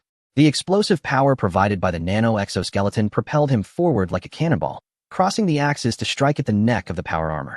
But the figure merely leaned back slightly, the chainsaw, sword swiping upward. Clang. In the harsh sound of metal colliding, the axes and chainsaw sword erupted in dazzling sparks. The Iron Warrior was pushed back 3 steps by the recoil, the feet of the nano exoskeleton carving deep grooves in the ground. While the power armor also slid back a few inches, the hydraulic system emitting a whirring charge sound. Is that all you've got? The faceplate of the power armor opened, revealing a stern face with a mocking smile. Iron Head, it's been years, and you haven't improved at all. It's you. How is that possible? The Iron Warrior's voice came from the nano exoskeleton, tinged with a hint of never-before-seen panic. Surprised, are you? The figure suddenly activated its thrusters, charging forward like a war machine, the chainsaw sword coming down fiercely. The Iron Warrior crossed his axis to block, but was directly knocked away by the brute force, his back crashing heavily against the alloy wall. The observer, Lu Ling, gasped. That impact could easily topple the main battle tank, right? Before the words left his mouth, the Iron Warrior had already leaped out from the dented wall. The nanomaterial was quickly repairing the damage as he spun the axes into a deadly whirlwind, hacking at an almost imperceptible speed, leaving dozens of slashes on the power armor, sparks flying. No progress at all. With a cold laugh, the figure's power armor suddenly overclocked, the rear thrusters emitting a brilliant blue flame, and in an instant, he vanished to the left of the Iron Warrior, the chainsaw sword slicing upward at an awkward angle, tearing a vicious gash in the nano armor. The immense force caused the Iron Warrior to stagger back. The chainsaw sword hung low, droplets of nano repair fluid and an unknown molecular mixture rolling off its teeth. Iron Head, just give up. After all these years. You don't even have the right to make me warm up. The mocking words echoed in the Iron Warrior's mind, bringing forth some lingering nightmares. He shook his head violently to regain composure and roared, "You won back then, because I was in poor shape. This time will be different." He howled in agony, bulging veins visible on his forehead, the helmet sealing back in place. "This time, I will definitely defeat you."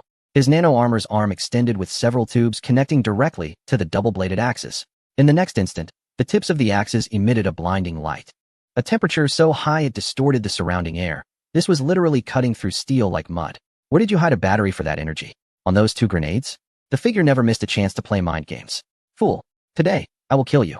The Iron Warrior's voice twisted with excitement. "Now, this is a true masterpiece." As the iron axe approached, the creature avoided a direct confrontation, lightly sidestepping as the first strike grazed its armor, leaving a charred mark from the intense heat. The second axe followed swiftly, this time delivering a deadly upward slash. The creature, wielding a chainsaw sword, blocked the attack and used the momentum to retreat, its back engine spewing flames, retreating several meters in an instant.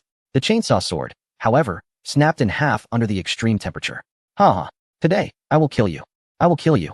The assailant laughed maniacally, swinging the dual axes and creating searing arcs in the air, melting deep grooves into the metal floor of the warehouse. It was the same old tactic. The creature silently activated the power armor's overload mode, charging straight at the assailant like a cannonball. "You're seeking death." The assailant, overjoyed, gathered all his strength, ready to cleave this nightmare that had haunted him for 15 years in two. Boom.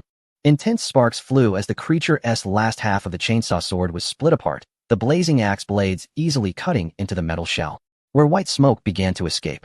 However, the expected scene of flesh evaporating did not occur. "Do you know why you can't win?" The creature's voice echoed from behind. "You." The assailant turned pale, realizing that his axes had easily split the power armor, but it was already empty inside. He saw the release lock wide open on the back of the armor. It turned out that during the charge, the creature had already exited the armor. The creature didn't give him a chance to speak further, thrusting a high-frequency, vibrating dagger directly into the energy core of the nano-armor belt. The assailant found himself unable to turn, feeling his strength rapidly draining away. The creature shattered the core, and the nano-armor suddenly trembled, particles rippling visibly, disintegrating like dust. "I will kill you." The assailant fell to the ground, struggling to rise, but was forced back down by the creature's foot. 15 years ago, I spared your life at Blackwater Bay, and now you should understand." Suddenly, a blue flash interrupted the creature's words, and the assailant's head exploded under the electromagnetic projectile, his body crashing heavily to the ground. The creature quickly turned, and from the shadows, a young man in the uniform of the chief mechanic slowly lowered his electromagnetic pistol. Lu Ling shrugged and called out, "Villains die from too much talking. You understand that, right?"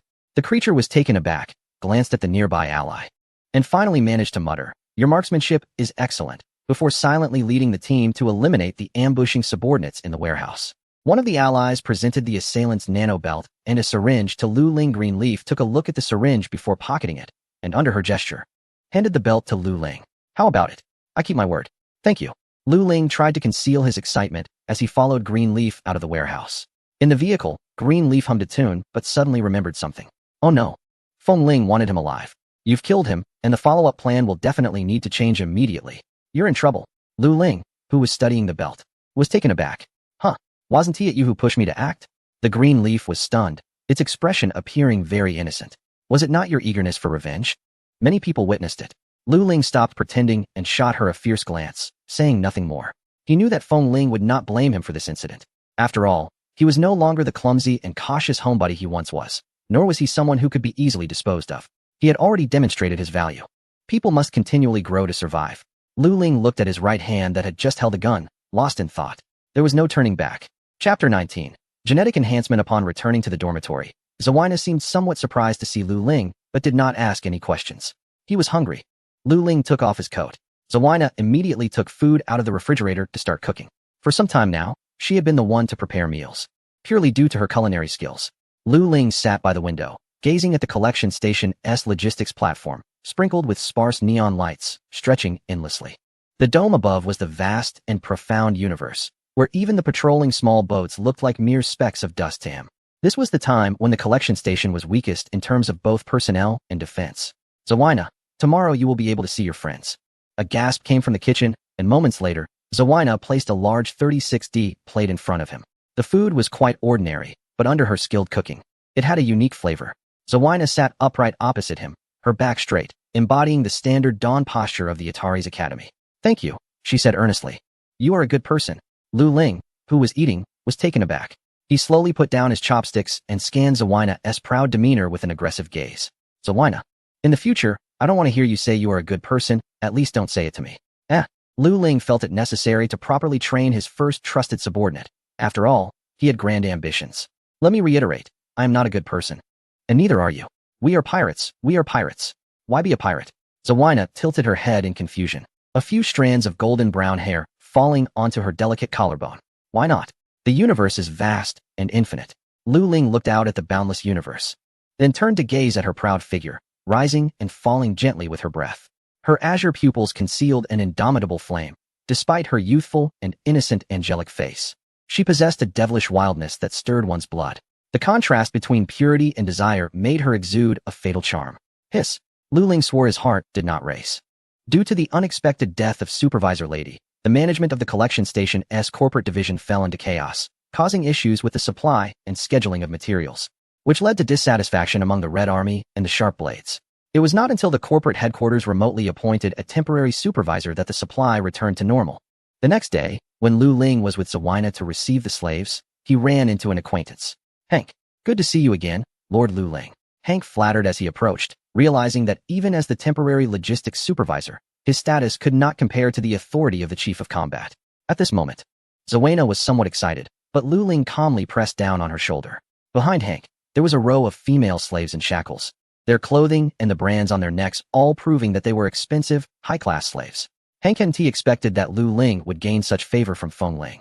In just a month, he had entered the core circle of the highest ranks of the Red Army.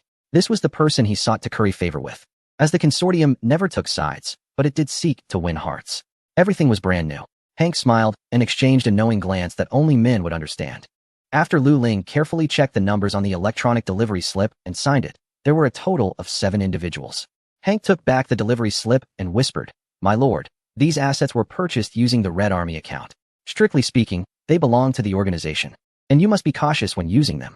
Lu Ling understood his meaning. The organization's shared assets did not belong to him, only the right to use them. Today, Lu Ling could assign these high-class slaves to work for him, but tomorrow the naval office or Feng Ling could have them do something else.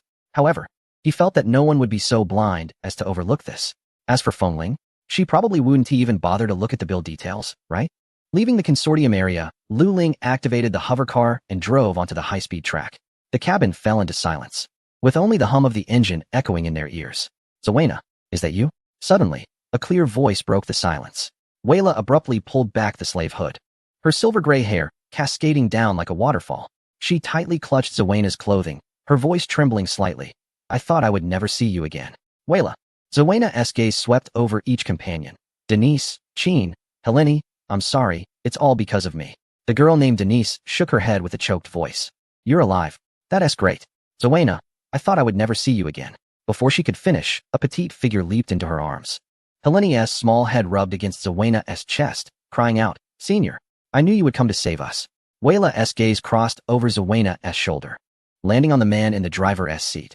"Who is this?" "A pirate," Lu Ling replied without looking back. "Your new master." "Ah." The petite Rika let out a soft gasp and immediately hid behind Denise. "Don't worry, he is a good person." Zawina quickly handed out a good person card, which made Lu Ling shake his head with a smile. "Are you an undercover sent by the Empire?"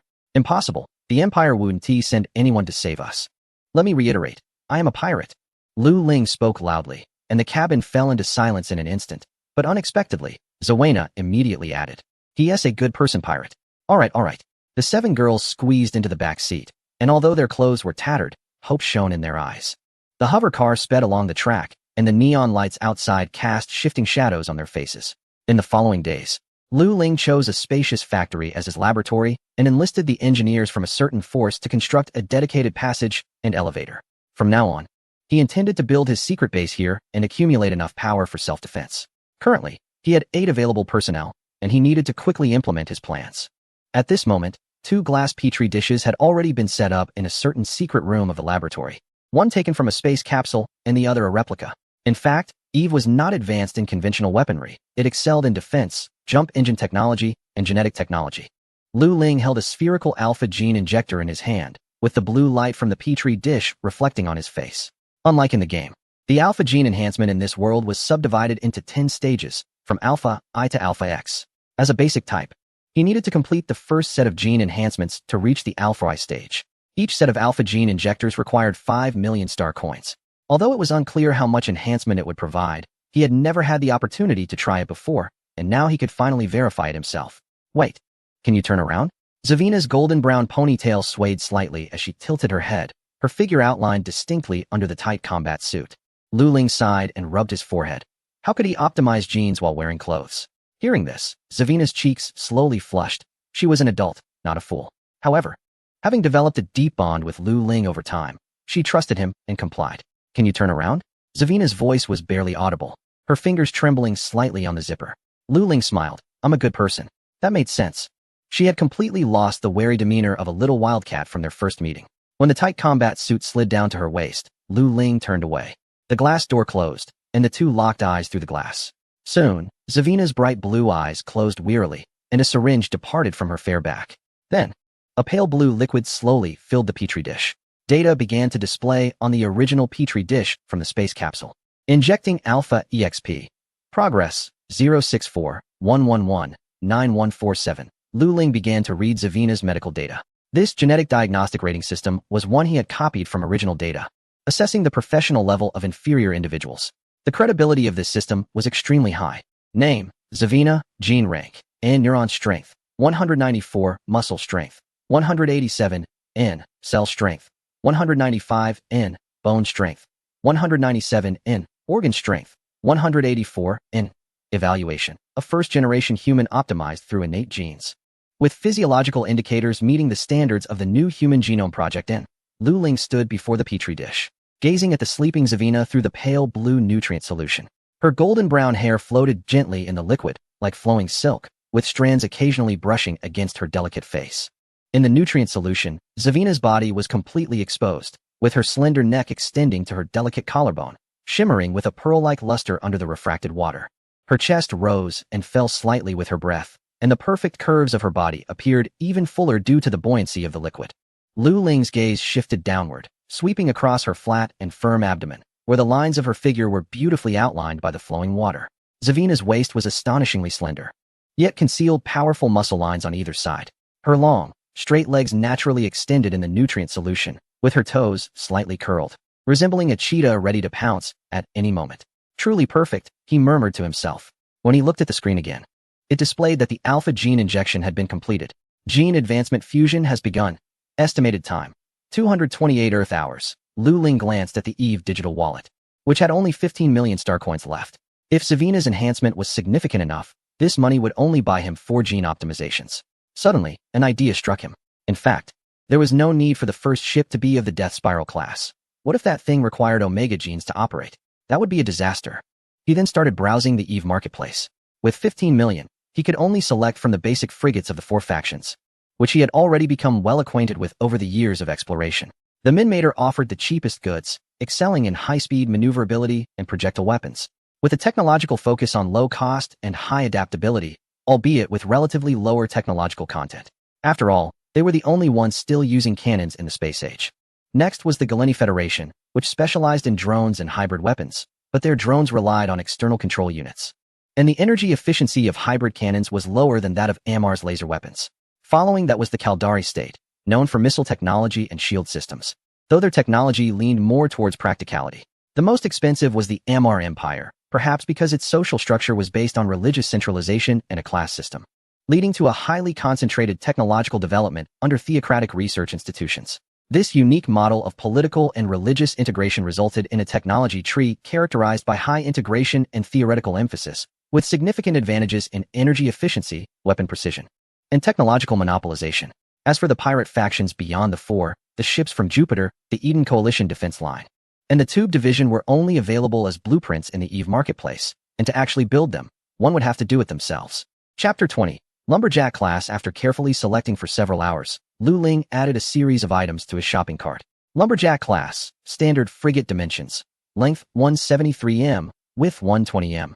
Height 35 m. Defense system. Shield capacity 241 TJD. Armor strength 150 TJD. Structural strength 150 TJD. Empty weight 375,000 tons. Jump speed 5 AUs. Market price 6.2 million star coins. Due to Lu Ling crossing the node during a large-scale battle, production was halted and shipments from various factions were stalled, hence the market price peaked. TJD is a new unit Lu Ling discovered in the system, abbreviated as Eve Strength System. 1 TJD 1 TJM can absorb an energy impact of 1 terajoule, 10 joules, per cubic meter. Referring to the 21st century Little Boy nuclear bomb, approximately 15 kilotons TNT equivalent. 63 TJ, it would take at least 383 Little Boy bombs concentrated in an area of 1 square meter to penetrate the shield of a lumber-class ship. If it were just a saturation attack, at least 2,800 would be needed. Of course, this assumes a completely stationary target. It's important to note that spaceships are constantly maneuvering in space, and the energy decay in a vacuum further increases the actual number of Little Boys required. Not to mention shield deflection devices. After all, games need balance, but reality does not. Lu Ling is also unsure whether the lumber-class ship is stronger than the Yangtze-class destroyer. The Little Boy is a product of the 21st century, and all of this is based on theoretical initial reasoning. Moreover, with over 60,000 years into the future, there are certainly terrifying weapons that he cannot even imagine.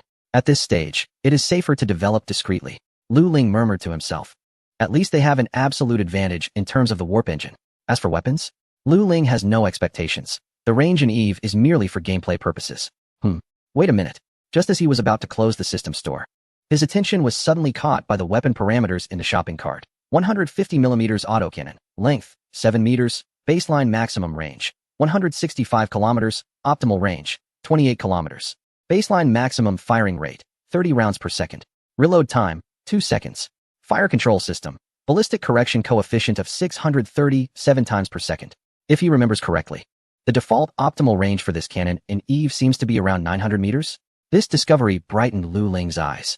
It seems the Eve system has made changes based on real physical laws, though he wonders if changing the ammunition would alter the values. It appears he needs to reassess the actual value of this equipment. Days passed quickly, and without Zavina, Lu Ling felt a bit unaccustomed. Fortunately, Zavina's classmate, Qin, is a culinary master. The dormitory door slid open automatically, and a rich aroma wafted in, mixed with the spiciness of some rare spices. "You're back," came a cool voice from the kitchen area. Qin had her back to the door, her purple hair casually tied up, with the ends cascading over Zavina's gray sports tank top. The tank top, clearly a size too small, was tight against her body. And as she tiptoed to reach the top spice rack, a section of her fair lower back was exposed. Her fitted yoga pants perfectly outlined her curvaceous hips, and she stood barefoot on the non-slip mat, each ankle adorned with a metallic ring, a characteristic of a merchant-class slave. Lu Ling's gaze swept across the countertop. A whole piece of Wagyu beef displayed marbled patterns, accompanied by fresh fruits and vegetables from the agricultural satellite, water droplets clinging to the vibrant green leaves. "It smells wonderful." "A bit extravagant," Lu Ling remarked as he began to remove his spacesuit and entered the disinfection chamber. All the supplies at the collection station are dispatched and sold by the consortium. Fresh food is considered a high-end supply, and this meal alone must have cost thousands of proprietary GCP. As Lu Ling stepped out, wiping his hair, the grill released perfectly cooked steaks, glistening with a golden sauce, which greatly stimulated his appetite. Qin had prepared several plates of food on the dining table. "You really know how to take care of people," Lu Ling teased. Qin gave a light hum, non-committal. "Zawina said you can't cook, so I'm in charge of your meals. How about this? Much better than your protein synthesis stuff, right?" The food was surprisingly delicious, but what caught Lu Ling's attention more was Qin's unguarded demeanor at that moment. Although she was charming, she had a natural aura that kept people at bay, more mature than Zawina. Suddenly, Lu Ling thought of Lian, that cold woman. She was somewhat similar to Qin. But no, the difference was vast. That woman probably only knew how to kill, not cook. Just then, a dazzling white light flickered across the starry sky outside the collection station, a scene Lu Ling was all too familiar with. This was a characteristic unique to fleet jumps. The white light vanished in an instant, and 11 dark starships tore through the void, suddenly appearing. They were back. Lu Ling recognized the familiar ship, the Night Orchid, and his brow furrowed slightly. How could the Crimson Devils have so many warships? Qin appeared a bit anxious. "Are they pirates?" She glanced at Lu Ling and added, "Real pirates. Having been the chief mechanic of the Crimson Army for a while, Lu Ling gradually began to see a glimpse of this organization. The Crimson Devils had a total of 6 departments, of which he only knew 4. The fleet led by Commander Rachel, the consortium led by Lady Seraph, the Crimson Army led by Commander Feng Ling, and the Blade led by Commander Justin. Initially, he thought it was just a band of rogues with a dozen decommissioned ships. But with what had just appeared, there were already more than 10, not counting the fleet department led by Rachel and the other 2 departments he had seen. Greenleaf had told him that Rachel's fleet was the absolute main force of the Crimson Devils, boasting 8 or 9 warships and the only and most powerful cruiser, the Great Devil. Today, it seemed there was even more. The Crimson